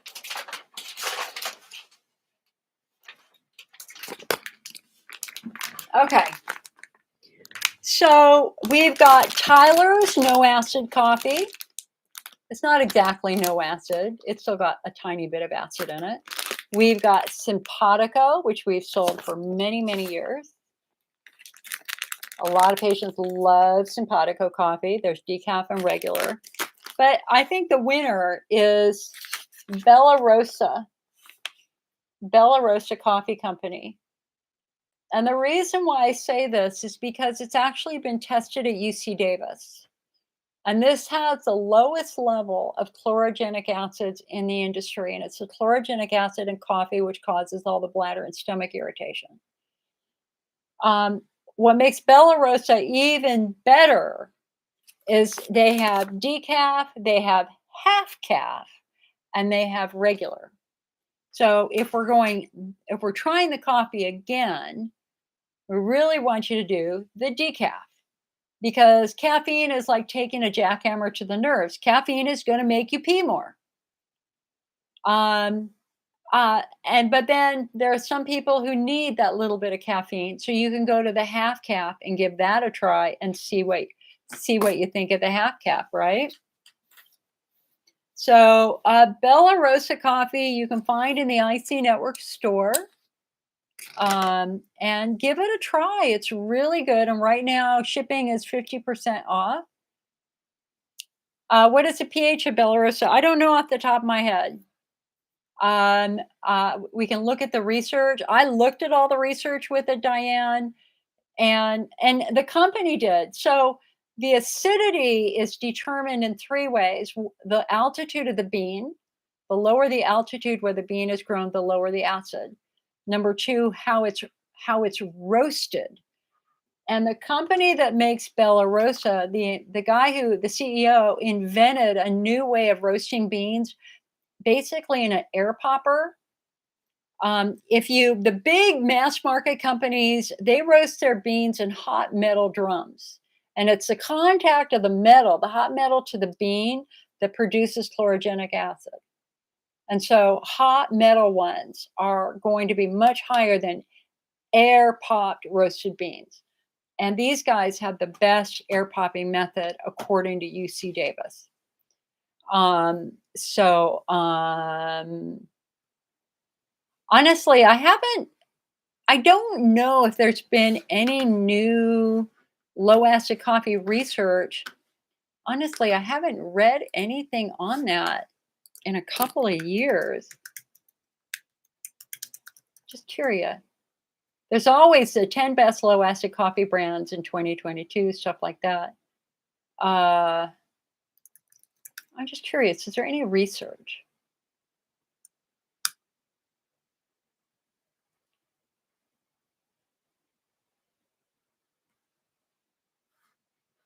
Yeah, there's a lot out there. I'll have to do an article on it. We won't have to do it now.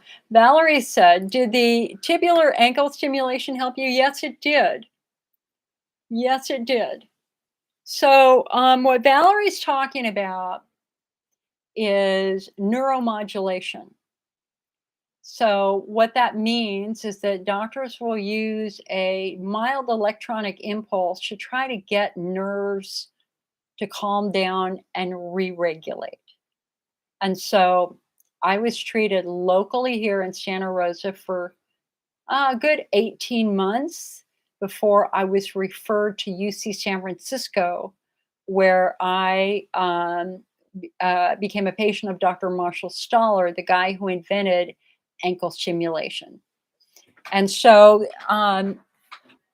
let me see if I can contort myself and show you my tattoos. So, what they do, okay, I don't know if you can see this right here or not. There's a little tiny tattoo right here. And what they did is they stuck an acupuncture needle right here. So it's 3 finger lengths above the ankle bone, and it's kind of 1 finger length below, right? So right there. So I've got tattoos. I've got tattoos on both ankles. And so he put needles on both sides, and then he attached a TENS unit to it. And if the big toe flexed down or the little toes flexed out, then we knew we hit the exactly the right nerve. And you stimulate it for about 30 minutes. It never hurts. It's never supposed to hurt. More is not better. You never turn it up. If you turn it up to the point that it's hurting, you're going to start damaging nerves. Okay. I had my first 2 hours without pain. By treatment 3 or 4, I had my first day without pain by week 7. And I still had a lot of flares, a lot of ups and downs, but it was after a year and a half of really severe, intense pain, it was the first thing that gave me hope. But I will tell you, if I had not been doing avoiding diary, I would have never seen that I was getting better because I was still, I was still, gosh, I think, I was probably, when I started it, I was probably peeing 30 times in 24 hours.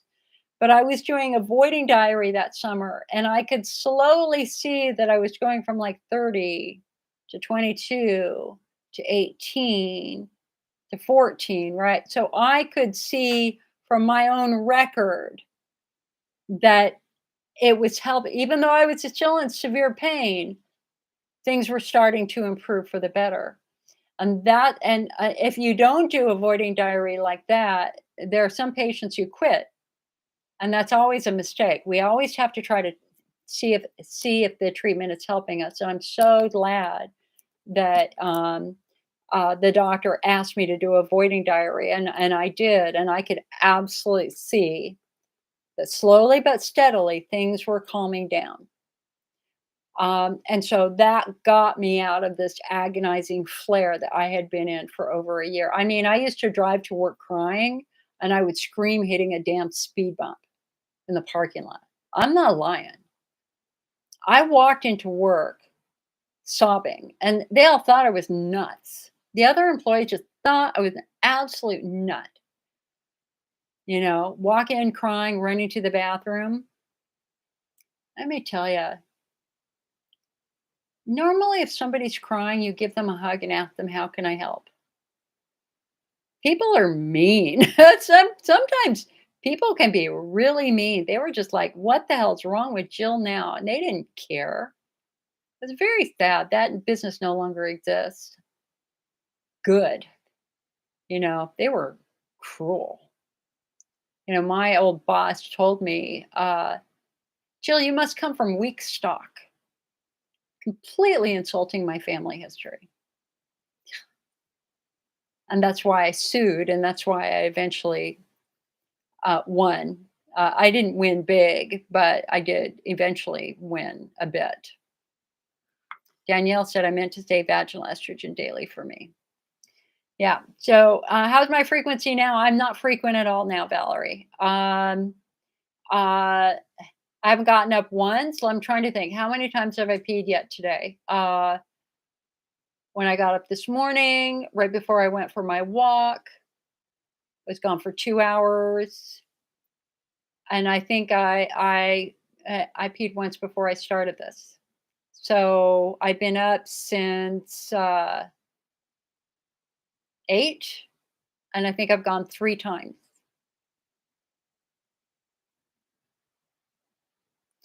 Um,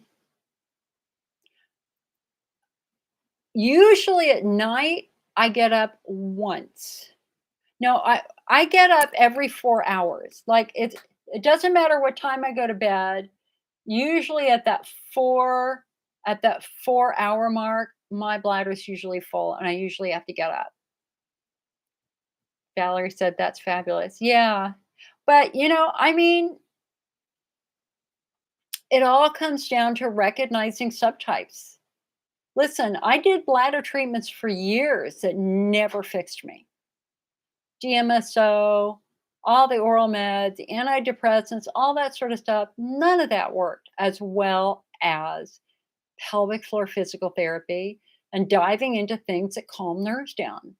And so I think the reason why I'm better is number one, I got the anxiety under control. So I took so my bladder pain started when I was 32. I had my neuromodulation in the summer of 1993 when I was 33 because I'm 63 now. God. Okay. And I was still massive anxiety, just massive. I would be crying my eyes out before every doctor's appointment, panic attacks. And I was 35 when I took the anxiety management class in my local hospital that completely changed my life. Completely. And I think that also the recognition that it was not none of this was my fault. I carried a lot of shame and a lot of embarrassment for a long time. You know, um, and I didn't feel that I had value, and I didn't feel that I was normal, and I didn't feel lovable. And my depression was off the charts. My anxiety was off the charts. And then we had our first research that looked at family connections, and then our second research that looked at nerves. And I was like, no, wait a second. I have all those nerve things. Wait, you mean this is my nerves? You mean this isn't me being punished by God for something that I did that I don't know what I could have done?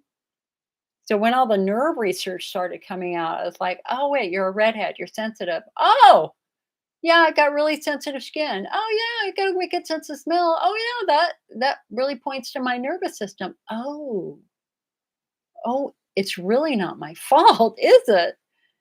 And just taking the shame away. I'm not ashamed of this at all. I am willing to talk to anybody about it. And it's amazing the patients you meet who share this journey, and they've never talked to anybody. I'm waiting. I have a mom with a 16-year-old who has had this for a while, couple of years, and I can't wait to talk to her because I know she's blaming herself, and it's not her fault. And she did have a pretty significant injury when she was younger. The other thing I know Danielle says, "I always say why God." I don't say that I mean, I don't blame anybody anymore. I just don't blame anybody anymore. Now, what made this mother so interesting is that she's like, "Jill, it's a UTI. It's a UTI. We went to urgent care. We had a UTI. It's got to be your bladder. It's got to be your bladder." But her symptoms were really muscular. And she was very, very resistant. She said, "I don't understand. This is how it started. It started with a UTI." And I'm like, "Well, okay. How do you know that?" "Well, we went to urgent care." "What did they do?" "Well, they told us that day she had a bladder infection." I said, "So they didn't do a culture, right?" And she goes, "No." "Well, then you don't know what the infection was, do you?" She's like, "No." "So what they did is a dipstick." "Yes." But dipsticks can cause false positives, right? She might have had positive leukocytes, negative nitrites, which we often see in bladder wall flares that have nothing to do with infection. And it's one of those like really difficult conversations where I'm going, but you got to think about the muscles. But no, Jill, it started with UTI. No, let's get the muscle check. But no, no, listen, it's just data. You can't guess anymore. Your daughter suffered for a couple of years now. Now we have to figure underlying cause. And I know you think it's infection. And if you think it's infection, let's have a next generation DNA urine test. And we're going to look for bacteria, look for fungus, and maybe even look for virus. But that said, the other giant missing piece are the muscles, because generally when this begins when you're a teenager, we're really going to look more for injury. But we also have to look for Lyme disease. Lyme disease can affect the bladder too in somebody who's young. Chris said, "Would InterStim help me?" No, it wouldn't, Chris. It wouldn't. There's InterStim, honey. You have Hunner's lesions. Those are wounds in the bladder. What InterStim does is it re-regulates nerves. It might modulate the symptoms a little bit, but it's not going to fix anything. And at this point in time, we want to try to get to the underlying cause. And so I don't see any role for InterStim for you right now. Ask Dr. Mulder and see what he has to say. Danielle says, "I've gone to the hospital Uber 100 times in 2 months to have them send me out telling me I had bladder cystitis, not an infection every single time." Exactly. The bladder only knows one language: frequency, urgency, pressure, pain. Everything feels like infection. A bullet wound would feel like an infection. A stab wound would feel like an infection. We all thought it was infection, but rather than go to the hospital, Danielle, all you need to do is buy a UTI home test kit and test your urine at home. Susan Damati says next gen doesn't take virus. It's a special next gen test. I actually had a meeting with Microgen last week, and we're considering trying to create a new next generation workup that would look for virus. I know, Danielle. Yeah. Okay, let's go to YouTube here. Elizabeth says, "Hello, Elizabeth. Thank you for joining us.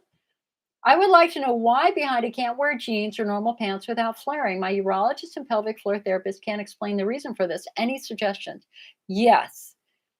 So, one of the things that happens after injury is swelling. And it's quite normal for an IC pelvic pain patient to wake up with a flat stomach and literally an hour later look 6 months pregnant. And I asked Dr. Theoharides, who is one of the top IC researchers years ago, what is it with this IC belly? And he just said it's inflammation. It's just inflammation. It comes and goes. Bigger, smaller, bigger, smaller, bigger, smaller. And so Elizabeth, that's why. Um, I will, for me, the way I get, so this is one of the things that makes me so sad about some of the gene designs today, is that high-waisted jeans I could never wear. I just couldn't take that compression from my pelvis to my waist. It was too much kind of pressure on the nerves, and it didn't give me room. Um, but I can wear low rise jeans, no problem. But if it's like remember the low rise jeans from 5 years ago? You know, the ones that ended up like right at your hip bones? Those are the bomb. Those are so good. But anything, even an inch above the hip bones, couple inches above the hindrance, what they call medium rise. Mm-mm. Also, I prefer wearing very, very stretchy jeans. I don't like anything that's tight. Valerie said, can bike riding cause terrible pain? Absolutely. And I will show you exactly how and why. Here, hold on.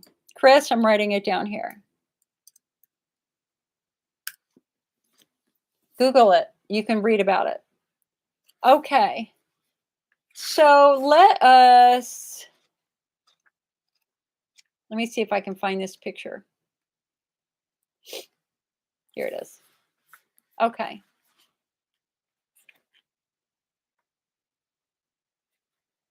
So here, hold on. This is a picture that shows you nerve pathways. Okay. And again, if we look at the bottom of the pelvis for a moment. And granted, you know, we don't have the shallowest muscles on here, right? Okay. So this is what you're sitting on when you're sitting on a bike seat. Nothing is protected. The nearest bones you have are your sit bones. But that bike seat goes right up into your pelvic cavity. You see that? Bike seat right there. Right where the nerves are coming. And remember, the nerves are coming out of your sacrum. Whoops. So you see those 8 holes there? The nerves are coming out of those 8 holes, and they're coming right down into this area. So bicycle seats directly compress nerves, and you also get the equivalent of a crush injury to muscles.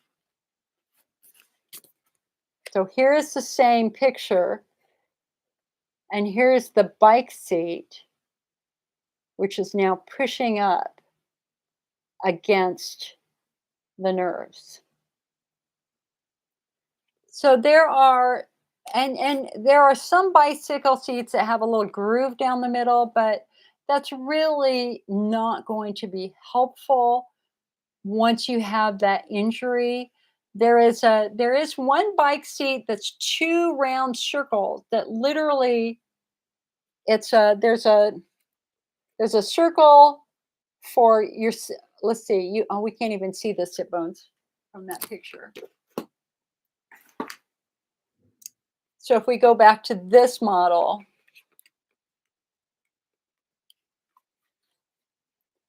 so there is one bike seat where there's a round circle here and a round circle here so that your butt cheeks are sitting on it, but nothing is pushing up against anything else. All right. So circle here, but nothing pushing up against these nerves right down here. I hope that makes sense. Elizabeth says, thanks so much. Inflammation makes sense. I haven't worn low-rise jeans in a year. I love low-rise jeans.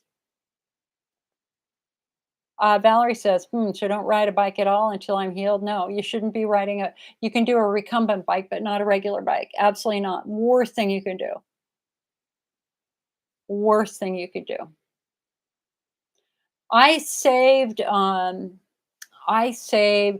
a bunch of my old low-rise jeans there, but damn it, I gained weight. I like went up a size. I'm slowly losing that weight. I want to get back to like a size. I'm a size 12. I want to be a size 10. But I love stretchy jeans and yoga pants at this point in time. You're welcome, Valerie. Danielle says, exactly where your finger is on the pelvis is where I feel the worst pain that a person could ever feel. Yeah, honey, you've got a pretty significant injury there. We've got to work on protecting those nerves and calming those nerves down. Valerie said, you look skinny. Hey, so I went to a department store for the first time yesterday since COVID. I hadn't been to Macy's in 4 years, right? And I was looking for bras because, oh, I just, the women in my family have ginormous breasts. My grandmother had watermelons. I am not lying. The woman had the biggest bosom I have ever seen in my life, and she was miserable. And everybody was miserable because she was miserable. And they're just so heavy. They just, ugh. I want to walk without things bouncing. I'm sorry for any guys watching. It's very hard to explain what it's like to be a woman with a large bosom. So anyway, I was trying on bras yesterday, and I did find two. And yeah, the dressing mirror doesn't lie. I've got some more to lose, but anyway, we'll get there. No, I don't have any soda in the house. I haven't eaten white bread in 3 months. No cookies. All that stress eating from COVID I gained a good 25 pounds, and I've lost a good 20 pounds now. But I want to, I, I just want to be happy in comfortable in my body. I just don't like carrying extra. I'm just traumatized by my grandmother's watermelons. I'm just traumatized. I don't ever want that to happen to me. Anne says it's hard to lose weight when you're older.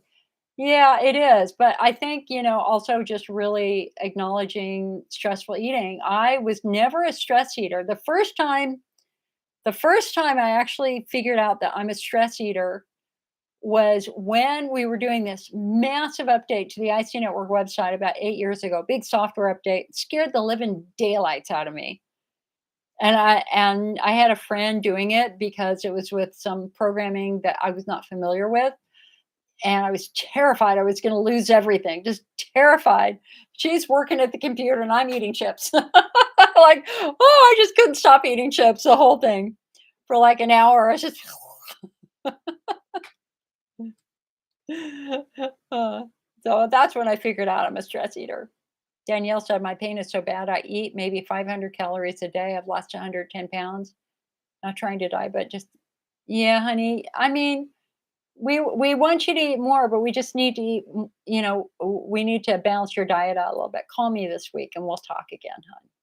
And maybe setting you up with some coaching with a dietitian would be really good. You don't need to be afraid of food. Sugar really bad for IC? No. Sugar promotes inflammation. If you need something sweet, do a honey instead. And certainly, absolutely no artificial sugars, none. The World Health Organization last spring issued a statement where they don't recommend anybody using any non-sugar sweeteners, NutraSweet, Splenda, all that sort of stuff. They left out sugar alcohols like erythritol, but the Cleveland Clinic has now linked sugar alcohols to increase blood clots. And so no more sweets. If I'm going to make myself a cup of Dandy Blend herbal tea, I might do a little tiny bit of sugar or honey. That's it. Not a lot. Sugar is out of my home for the most part. Ryan says, what cushion would you recommend for pudendal neuralgia? Any thoughts on infrared light therapy? What supplements would you recommend for decreasing nerve inflammation? No, honey, it's okay. So the best cushion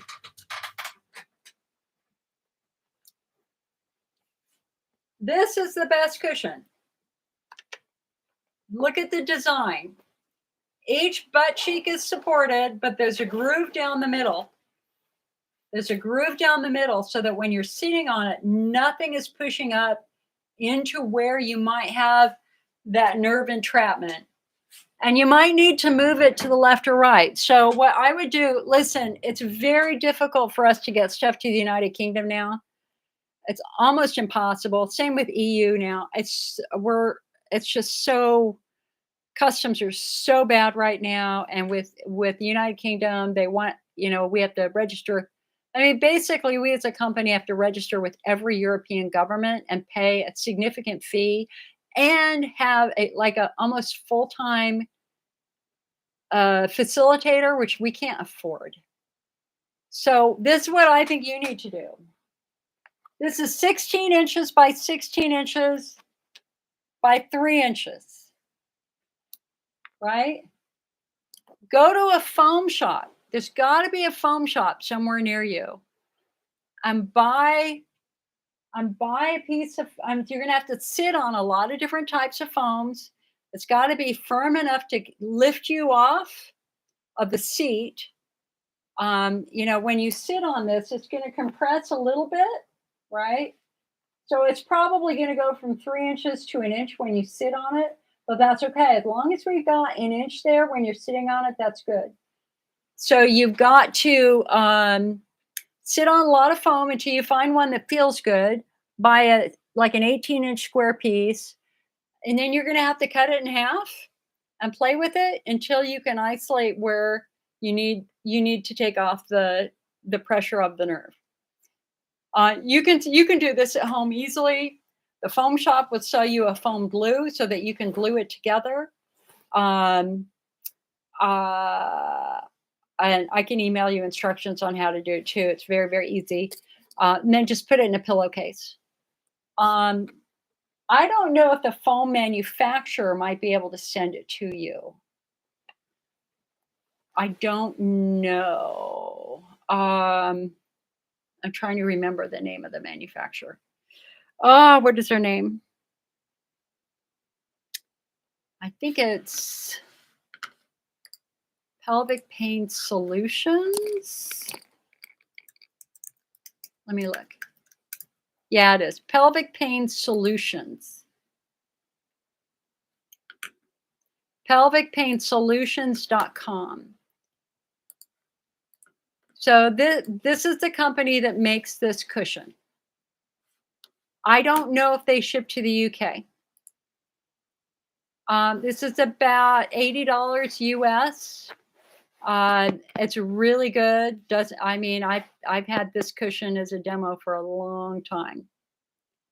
And I've sat on it for hours and hours. My dad sat on it for hours and hours. It's fine.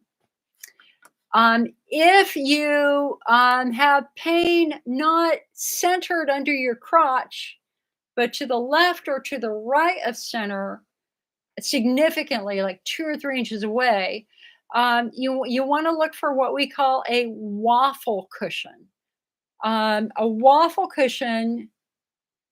You can go into the IC Network shop to look at it. So basically, it's a plastic cushion with a bunch of holes in it, and you fill it with air, and not a lot of air. It doesn't need a lot of air. And I probably use that cushion more than I've used this cushion, because I tend to get more of my pain by my sit bone. So look for the waffle cushion too. So Ryan, go over to the IC Network, go into our shop, go to chair cushions, and look at those 2 cushions. Okay. Let me see. What were your other questions here?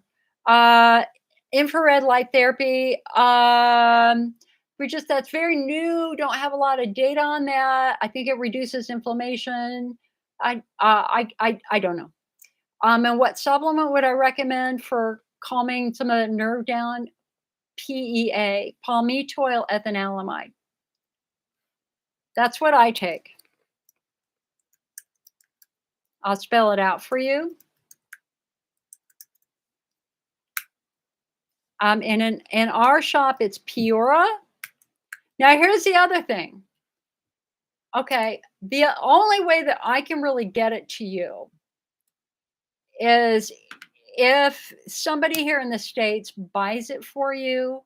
So if you have a family member or a friend here in the States or in Canada, um, if they order it for you, I can ship it to them, then they can send it to you as a gift. The problem with my company sending it to you is we have to fill out the customs form, and we're required by law to cite everything that's in there and the value.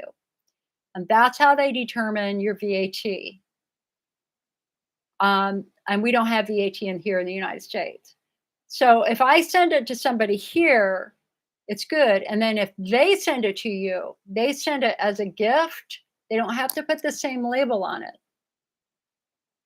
you know? And so that's the only workaround I have right now for the United Kingdom. And we used to send product to the United Kingdom all the time. Also, I'm just going to throw out there for anybody listening to this in Israel, I not know what is happening to your mail service, but it is a disaster. 80% of the orders placed from Israel are not being delivered. They're getting there. They're getting through customs because we can track it through customs. Once it leaves customs, the theft is off the charts. People are cutting open the packages, taking out the product, and then they're delivering the empty package. And I had one customer who was so angry at me, and she said, "Jill, I want a total refund. I want the refund for the product, I want the refund for the shipping, and I want the refund for the customs." And I said, "I'm gonna give you the refund for the product and the shipping because I can see you didn't get it. I can't give you the shipping for the customs because you didn't pay me customs. But more importantly, they wouldn't have charged you customs to an empty envelope. So the fact that you paid customs proves that the product was there and was stolen in your mail service." So we have shut down Israel right now. We have lost thousands of dollars this year in Israel because I give everybody refunds, but I can't afford that anymore. Valerie, you're welcome. So for those of you in Israel, again, same thing. We will ship it to somebody here in the United States and they can send it to you. You need to talk to Yafit, who runs the Israeli IC group, and she's setting that up. But right now, I cannot ship to Israel. Your mail theft is off the charts, and I can't afford it. Chris says, "Does that foam work? There's a study going on here." The foam, which foam? The foam in the chair cushion works great. Piora is not a foam. But Chris, Piora, honestly, I think you should try Piora too because, what the researchers believe is that it calms nerves down. And if your Hunter's lesions are from neuroinflammation, there's a chance that it might help calm some of those nerves down. And so you can get that in our shop right now. It's called Piora. It would be an experiment. You guys remember, listen, I'm not a doctor. I can't give you medical advice. It's never my job to give you medical advice or to get in between you and your doctor. My job is to open new doors and windows and then kick you in the butt and get you back to your doctor with a new set of questions. But my job also is to help you see that there are options. And this is very, very important because in the United States, our number one treatment for bladder wall pain, Elmeron, has now been linked to really severe adverse events. And it's our own American Urology Association guidelines who tell patients flat out, please try the supplements before you try the traditional meds because the traditional meds have a lot more side effects than supplements. So it's not me saying that, it's the American Urology Association guidelines for IC who encourage you in your self-help to try some of these supplements because they are working for thousands of patients successfully. Okay. And here, hold on. Elizabeth says, if you're a Nordstrom card holder, you get an annual alteration allowance. I think it's 100 or 200. I might try getting some jeans and having them work with me to alter them. Sure, definitely. I'm going to say when I started the IC network, I'm a support group leader and an educator. That is my number one job, flat out. That is the role I play, and that is what I love to do. And when I started the IC network, everything was free for the first 5 years. I paid for everything. Ryan says, "Off to bed. Thanks for your help. Definitely open doors and windows." Good. Okay, excellent, Ryan. My email address is really easy. It's icnetwork@mac.com. So feel free to email me directly, okay? icnetwork@mac.com. And I'm just copying your email here. Hold on a sec. Oh, got it. Excellent. Yes, we can Zoom. We'll set it up. Okay, so anyway, so when I started the IC network, I didn't intend to sell anything other than maybe Rob Molden's old book, The IT Survival Guide.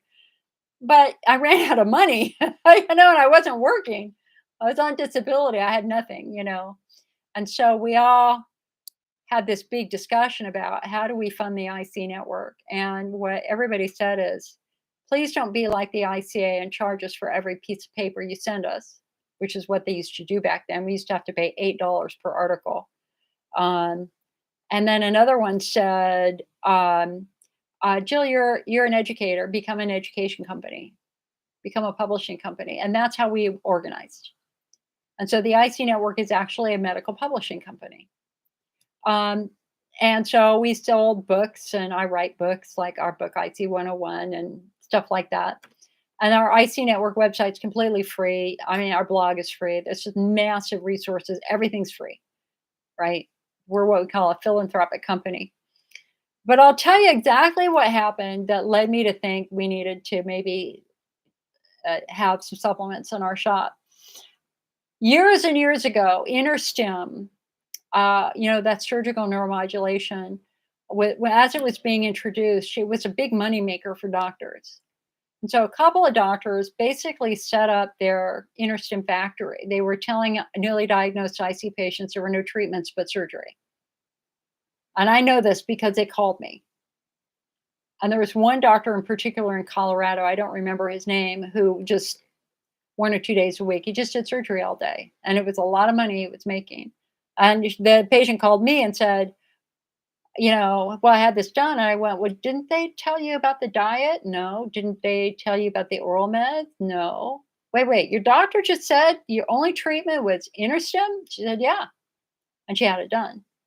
And that's when I realized that patients needed a safe place where you could see all the options. And knowing that they're heavily curated because I curate everything. I'm very careful. And so that's exactly the moment that led for me to start carrying some of the supplements on our website. And this was like years before the AUA, and when they released their guidelines, said, please try the supplements. So, we kind of were ahead of that curve there. And so that's why the IC network has Pre-Leaf, which you can see behind me, and some of the other supplements over on the shelf. And I'm always happy to talk about them because, they're viable. They're interesting. They're an option, especially for patients who don't have insurance or can't afford traditional meds.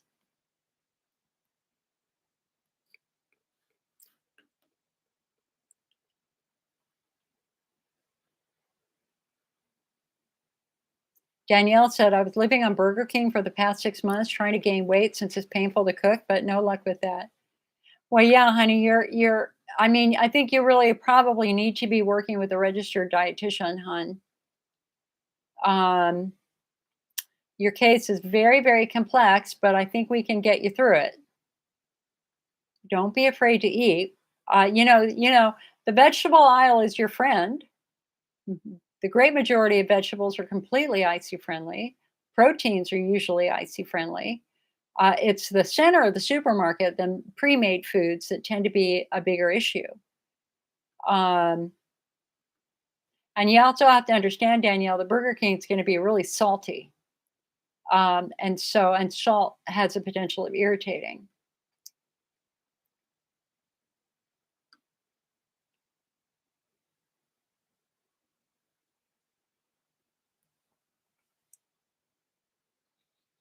All right, guys, any other questions? We've been here for 2.5 hours so far?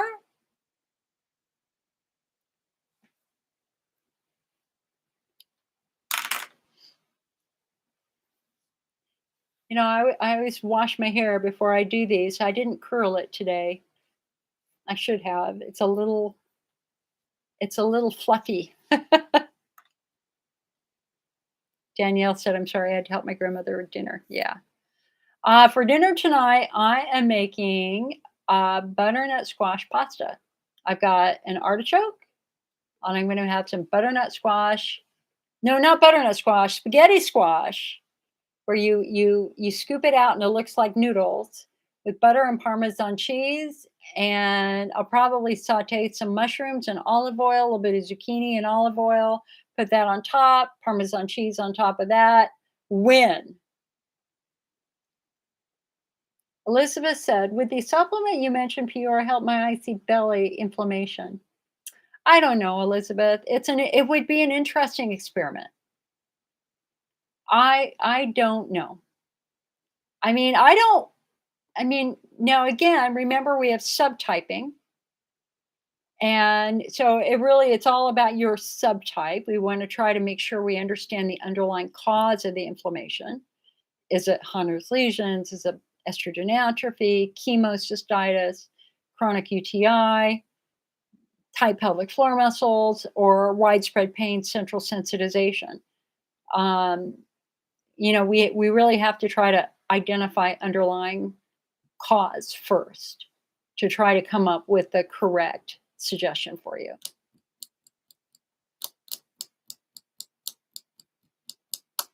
I want to say one other thing. There was a little kerfuffle yesterday on Twitter. A little kerfuffle. And the kerfuffle wasn't me. The kerfuffle was some of anybody who tells you every IC patient has this or that, they're wrong. That tells you they've never worked with a big population of patients because we're all different. Again, we got patients with lesions, patients with pelvic floor injury, patients with central nervous system injury. There's not a one size fits all cause for IC. We thought that for years. Everybody thought that for years. And what we found was that bladder treatments didn't work. And so anybody that you meet online who says every patient has this, or every patient has that, or every patient has infection, I'm telling you flat out, they're wrong. They're wrong. I've done this for 30 years. I've worked with thousands of patients. It was never infection for me. It was never infection for people who have injured their pelvic floor. It was never infection for people who have central nervous system sensitivity from trauma, especially childhood trauma. Are there a group of patients who have infection? Yeah, a small group of patients I think do have chronic infection. And the question is what type of infection? It could be a bacterial infection, but it could be a fungal infection, a candida infection. We have the research from our own National Institutes of Health that has found that some patients have candida in their bladder causing their bladder pain. I see patients flaring with severe bladder pain have been found to have an overgrowth of fungus in their urine. Okay? And of course, we have our viral research for Hunner's lesions. So, do I believe that some patients have chronic infection? Absolutely. I had a candida infection for 2 years that was chronic in my bladder. I completely get it. So the kerfuffle yesterday was one of the a couple of the very, very outspoken people on Twitter who they absolutely believe everybody has infection. And they're hostile and aggressive. And we've been dealing with them for years. I mean, this goes back 30 years ago with the old internet news groups. This is nothing new to us. But they attacked a physical therapist. Like they attacked a physical therapist for posting something from our IC guidelines. And they made these crazy allegations about you're making money off of this and that and this and that. And I'm just like watching this going, what the hell are you talking about? They were like, you have to recognize that infection is causing most of these symptoms in most IC patients. Like, guys, she's a freaking physical therapist. She doesn't order urine tests. She doesn't analyze urine tests. Why are you attacking a physical therapist, much less one of the best physical therapists in the world? And they were attacking, making crazy, outrageous statements that are damaging. And I'm like in there going, and I actually emailed her and said, "You know what's going on right now on your Twitter page?" She didn't. It was, and it's like, and I'm just like in there going, "Guys, she's a physical therapist. She doesn't order urine tests. Why are you challenging her about infection? She doesn't get into infection at all. She's working with muscles." And it's just heartbreaking to see this type of cruelty. I just try to be that calm port in the storm and just say, listen, I disagree with you. The research doesn't support, for the most part, what you're saying. Do I believe that some patients have chronic infection? Absolutely. But not everybody, because it wasn't me. And in our office, we just don't see it. But if a patient wants to have a next-gen test and they want to pursue that, fine. So why did I get a 2-year drug-resistant Candida glabrata infection from the person that this is what we were doing back in the 90s? We sent our email to Dr. Paul Fugazato, sweet little old guy running a lab in South Dakota. He believed that we all had an embedded infection. We all sent our urine to him. We all ended up on high amounts of antibiotics. I took high amounts of antibiotics for months and ended up with this super, super drug resistant infection that was agony. Agony. I cannot. You think IC pain is bad? Let me tell you, a fungal infection in your bladder, 10 times worse. I would be on my knees. And so this is why the next generation DNA urine test is so incredibly important. If you think you have infection, have a next gen test. Let's see what it says. It'll look for fungus. It will tell you good bacteria. It will tell you bad bacteria. It's data. Let's take the emotionality out of it. Let's take the fear mongering out of it. Let's take the stress out of it. You are a patient trying to figure out why the hell you're in pain. It is your job to rule everything out. And if you think you have infection, then let's rule it out. Have a next gen test. And if that comes back infection, then absolutely treat it. And if it comes back negative, then it's negative. It's kind of the same thing with when you have a hydrodistension. And if they come back and say you have a normal bladder, like for me, perfectly normal bladder. I saw pictures of my bladder. There is nothing physically wrong with my bladder. And as my gynecologist said to me, Jill, this proves 100% that it was never your bladder. It has always been your nerves and muscles. And that is when I walked away completely from bladder treatment because I thought I have a healthy bladder. And I know from pelvic floor examination that my muscles often get very, very tight. Why? Because my SI joint's funky. Okay, Jessica. Hi, Jill. My doc prescribed 80% estradiol, 60 milligram progesterone capsules. Does this help IC? It certainly made my headaches worse. That's not good. Well, Jessica, how old are you? And why did they prescribe it in the first place? And just so you know, for those of you on YouTube, you're on a 5-second hold between messages. So why did they prescribe it? Did he say you had estrogen atrophy? I have to know that before I can answer your question. You're 54. Okay. Are you still having your periods or have they stopped?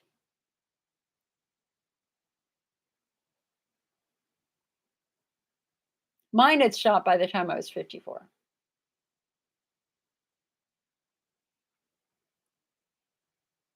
And Jessica, when did your symptoms start? How old were you when your symptoms start? Diane said next gen test or blood test, not urine test. They're both. Both. You can have a next gen urine test. You can have a next gen blood test. You can have a next gen vaginal swab. You can have a next gen colon fecal swab. I mean, it's just a different way of looking at what's in there. Susan said they're doing some urine tests now. Good. Okay, yes for estrogen atrophy and no periods. Okay, so Jessica, you are the correct name for your condition is called the genitourinary syndrome of menopause. And this is the theme of IC Awareness Month this year. If you read our press release, that's what this is about. There are many patients who have been told they have interstitial cystitis, a quote, incurable bladder disease, which of course is wrong, um, when they actually have estrogen atrophy. It just means your skin is drying. And so think about your bladder for a moment. It's the only organ in the human body designed to hold toxic waste.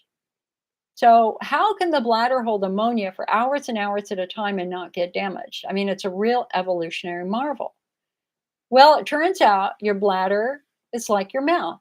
It's a hollow organ with a really thick coating of mucus.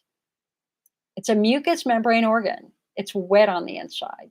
So your bladder's wet on the inside, your urethra's wet on the inside, your vulva and your vagina are also wet. And that mucus plays a very important role because it's a barrier. It is protection. It keeps urine separated off of the skin and it makes it much more difficult for bacteria to reach the cells to infect the cells. Okay, so we call it the mighty mucus. Unfortunately, that mucus is estrogen dependent. So when you're young and have lots of estrogen, you got lots of mucus. Well, girl, I hate to break it to you, but you don't have the estrogen anymore at the age of 54. Therefore, your mucosal barrier is thinning. Your bladder's ability to defend itself is now compromised because you don't have the estrogen. So what happens is things start to get drier, less lubricated. Sex might be more uncomfortable. Your vulva might be more uncomfortable. Your urethra can start to act out. The urethra is often one of the first to start acting out. And of course, the bladder is unable to protect itself from that normal coffee that you were drinking for years. All of a sudden, now you don't have the mucus, and now that coffee hurts. So, what the estradiol is doing is it's giving the skin exactly what it needs, which is estrogen to produce that mucus. Okay. But our challenge here is that you probably are getting estrogen dependent migraine, maybe. So you're going to have to talk to your doctor about. I listen. A medication should never interfere with your quality of life. The last thing they want is for you to have headaches every day. That tells us that there's a problem with this medication in your body.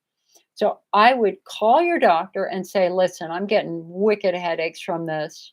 What are we going to do? I don't know why you're getting the headaches. You might be getting the headaches from the estrogen. That's not unusual. Or I don't know if you're getting the headaches from the progesterone. I don't know. But they're going to have to play with that a little bit to find a combination that works for you. Because at the end, ultimately in the end, cause versus effect, the reason why your bladder is more sensitive and you're struggling is because you don't have the estrogen anymore. And so treating with estrogen is pro forma and the first thing we look for. But you're having a significant adverse event and they've got to figure out why. It just may be dose related or it may be the formula. Okay, so call them. You also have lichen planus, just don't have severe IC, so they are trying this. I don't really have symptoms except weight gain. Interesting. So the lichen planus, isn't that a variation of lichen sclerosus? Let me look it up.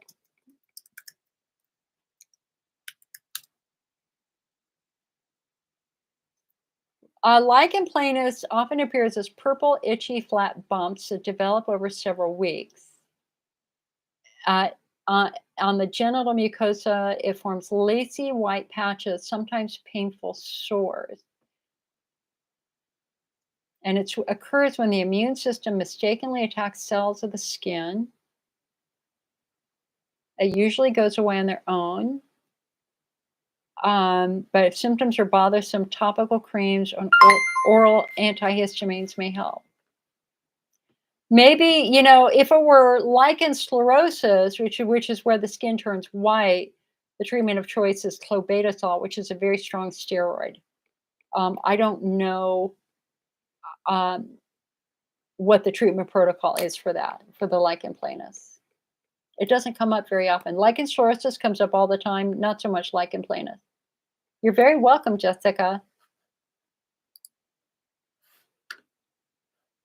Thank you. Somebody sent me stars. Thank you. You guys, if you find these meetings helpful, please think about becoming a member of the IC Network. Susan, thank you for the 100 stars.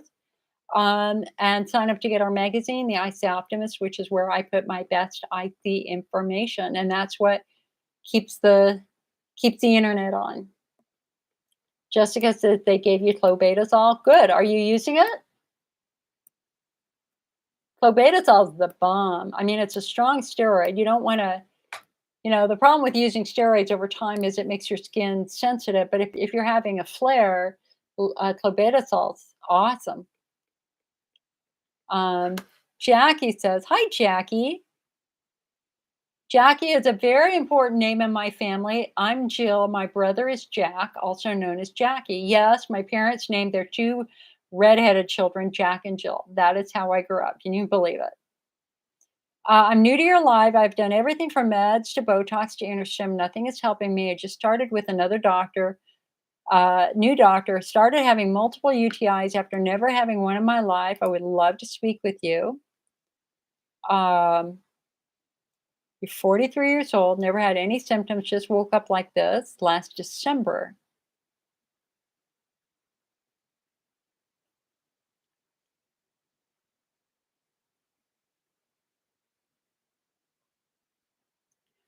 Okay, hold on a sec. This is interesting. I mean, you're all interesting to me, but this is really. I'm 43 years old, never had any symptoms, just woke up like this last December. I'm so depressed. You lost trying to learn more about the bladder, and I see my bladder feels like it's being crushed. Wow, that's a very interesting descriptor. Using the bathroom all day and night. Most times my bladder will feel full, but nothing is there. I can explain that. Very common.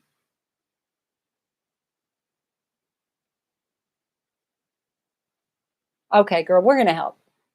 Okay, let's see what we can do online. We're gonna try to do some of this online, and we can pick it up by phone this week if you want. Okay, so let me get a quick drink. Okay. So, hun, I'm gonna need you to answer a lot of questions. Okay. So do your best to answer. I'm not going to ask any intimate personal questions. Okay. So you're 43 years old. This started last December. You woke up last December to these sudden new symptoms. Is there any event that you associate with the onset of your symptoms? What was happening last December? Were you traveling for the holidays? Um, had you had surgery? Had you fallen? Were you very, very stressed? Did you get COVID? So, is there any event, Jackie, that you think played a role in the onset of your symptoms? That's question number one. Thank you, Susan.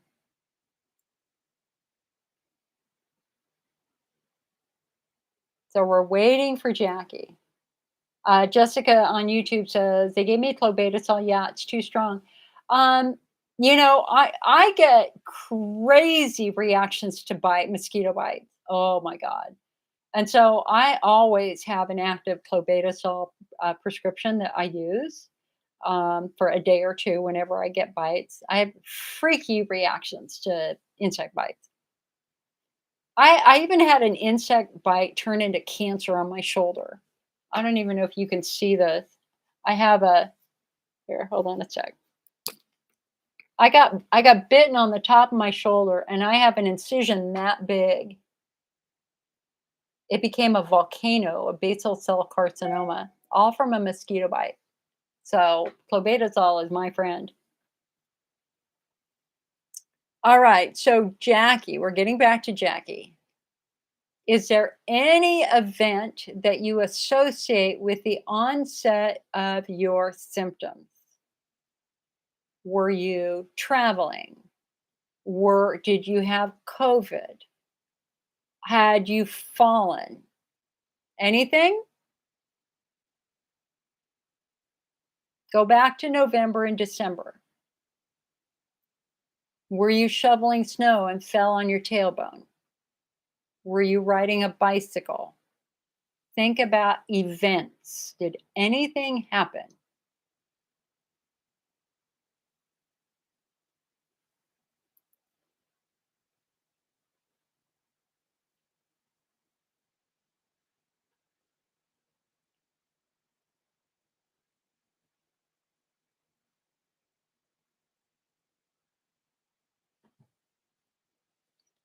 We're waiting for Jackie. And she's probably on a little delay too.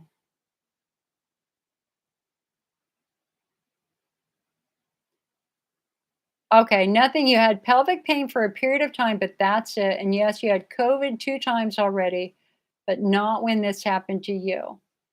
Okay, so tell me about the pelvic pain. When did your pelvic pain first start? How old were you when your pelvic pain first began?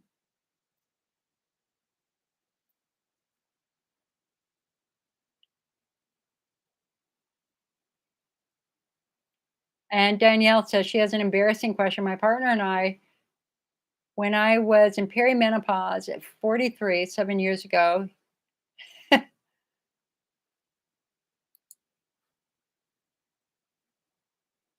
okay. So, so Danielle, you got to remember in perimenopause, you're getting drier. Dry skin on dry skin is painful. It's very, very painful. And so the secret to having sex after menopause is lots and lots of lube. So it's not about, your listen, honey, your case is complex. Um, yeah, I mean, you have muscle involvement. So if you have tight muscles, sex is going to be painful. If you're dry, sex is going to be painful. So we want to make sure you're using lots of lube, or you may want to make sure that your skin is as healthy as possible, and we want to make sure that your muscles are nice and relaxed. And sometimes patients will use a muscle relaxant before sex or after sex. Yeah, yes, Jackie. Anybody on Facebook can see them. If you would rather do this offline, I would be more than happy to talk to you offline. If you don't want to do this publicly, it's not a problem at all. Another thing we can do is we can go into Zoom right now. I would be happy to set up a Zoom meeting um, after this meeting if anybody wants to talk. So it's up to you, hon. You choose. So we can talk. So tomorrow's my day off. So I'm available throughout the entire week. I am just buckling down, working hard on stuff. Um, but so I will be available most of the week. But if you want to go into a Zoom meeting, I can, because we're getting close to the end of this meeting. I can easily set up a Zoom meeting and we can talk right now. It wouldn't be a problem. Danielle said lots of lube, but his thickness seemed to, well, I mean, it's not his thickness, it's your narrowness from muscle tension, hon. It's just your pelvic floor is tight. And that's probably why, it's more uncomfortable. So I wouldn't, it's just, that's what happens when your muscles get tight. Uh, Having a bowel movement is difficult. Relaxing enough to have a bowel movement, relaxing enough to have sex, relaxing enough to release urine is common when you have tight pelvic floor muscles. I didn't say that right, but yeah. Okay, so Jackie, your choice. Does anybody you guys tell me? Does anybody want to go into Zoom? If you do, let me know. If not, we will. We Jackie, I had pelvic pain for like a year and seen doctors, and they all said nothing was wrong. It was pain down in my right side in my vagina. Okay, so so Jackie,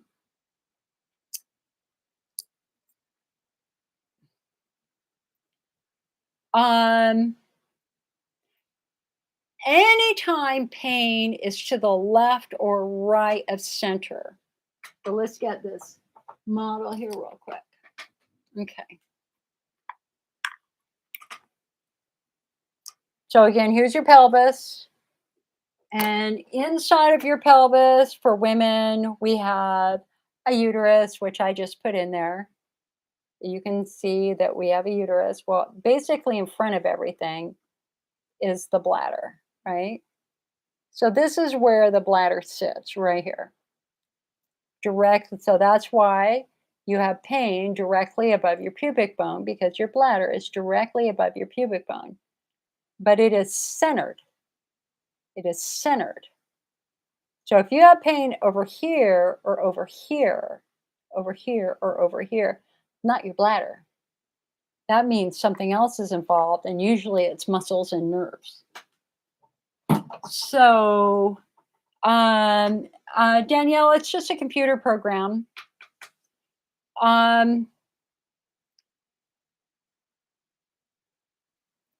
Oh no, honey, you're not being filtered at all. Anybody can see it on Facebook. That's not a problem. I don't have a way of filtering. This is public and it's recorded. So, um, so to me, the far more important question here is when is your pain the worst? Before you urinate or after you're done urinating? Is your pain worse as your bladder fills with urine and you feel better once you pee? Or do you feel worse after you're done peeing? And that helps us differentiate between bladder wall and pelvic floor. So if you have pain as your bladder fills with urine and you feel immediately better once you pee, that points us to your bladder wall. If you have pain after urination, that points us more to the pelvic floor. And also, Jackie, my second question is when you go to urinate, can you start your stream right away? Or do you hesitate 5, 10, 15, 20 seconds before you can relax enough to release your urine?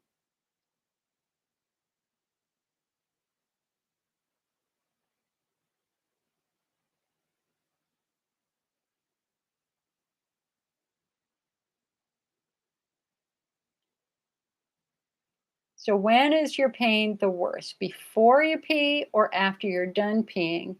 And when you do pee, can you pee on command or do you wait 5, 10, 15, 20 seconds before you can relax enough to release urine?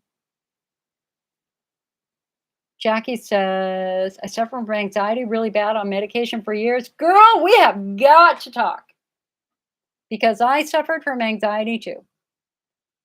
You know what? We're going to take this conversation offline. Um, uh, yeah. Danielle, just all the time, however, it takes me 10 or more seconds to start your stream. Well, that tells me, honey, that your muscles are toast. We got to work on those muscles and get those muscles healthy. Okay, so again, this is to everybody out there. Um, if you want to hang out in Zoom, ask some questions. I'm happy to start it up. If not, we are going to call the meeting for today. And for anybody who wants to talk, you got my phone number back there, 800-928-7496. I'm happy to talk to anybody, no charge, not a problem at all. I am the National IC Support Group Leader. I love the work that I do. You know, you're welcome to call and we can see if we can open up some new doors and windows. All righty?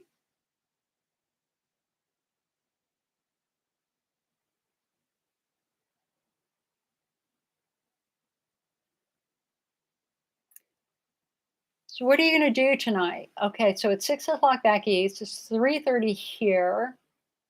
I'm gonna go see if I can get one of my friends to go back over to the park where they've opened up the lake to the swimming lagoon to dogs, and it's so fun. It's so fun to see the dogs playing. I took videos this morning. It's just like the happiest thing in the world. Um, I took a video. I wonder if I can show this to you. And I don't know if you guys can see that.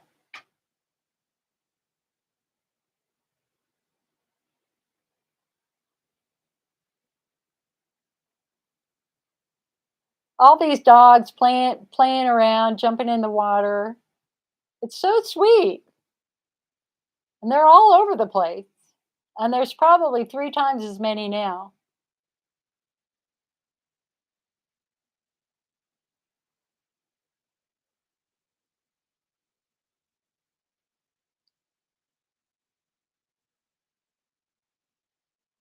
Yeah, I might go hang out over there for a half an hour or so and then come back and make dinner.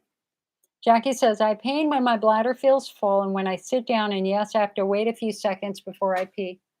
So, Jackie, have you had a pelvic floor assessment? So the fact that you have pain when you sit down, the fact that you can't pee on command tells me your muscles are a big part of the problem. And that's probably why you have right side vaginal pain. Okay. And now that your muscles are probably very tight. I don't know if you had children or not, but that is eventually going to affect your bladder. So do me a favor. You can call me this week, and you're in Michigan. Jackie, you've got one of the best doctors in the world in Michigan, Ken Peters, who's down in Royal Oak, Michigan at Beaumont Health, and they just changed their name. But anyway, call me and we'll try to get you in a better spot. So, all right, my friends, I will see you later. See you next week. It was good meeting today. Really, I hope you guys have a fantastic meeting, a fantastic week. Get your get your tush up and walking. Remember, the more you move, the more your body produces natural painkillers. Don't do things that hurt. I mean, listen, I don't want you to be on a bicycle, but I do want you to walk up and down your hallways. Want you to get outside on these last days of fall or summer and get yourself walking, moving. The secret to controlling pain is to move more. Sitting down, sitting for long periods of time, laying for long periods of time is very, very counterproductive. You got to start moving a little bit. Okay. That's why I walk every single day. All right, my friends. I'll see you later. Be well.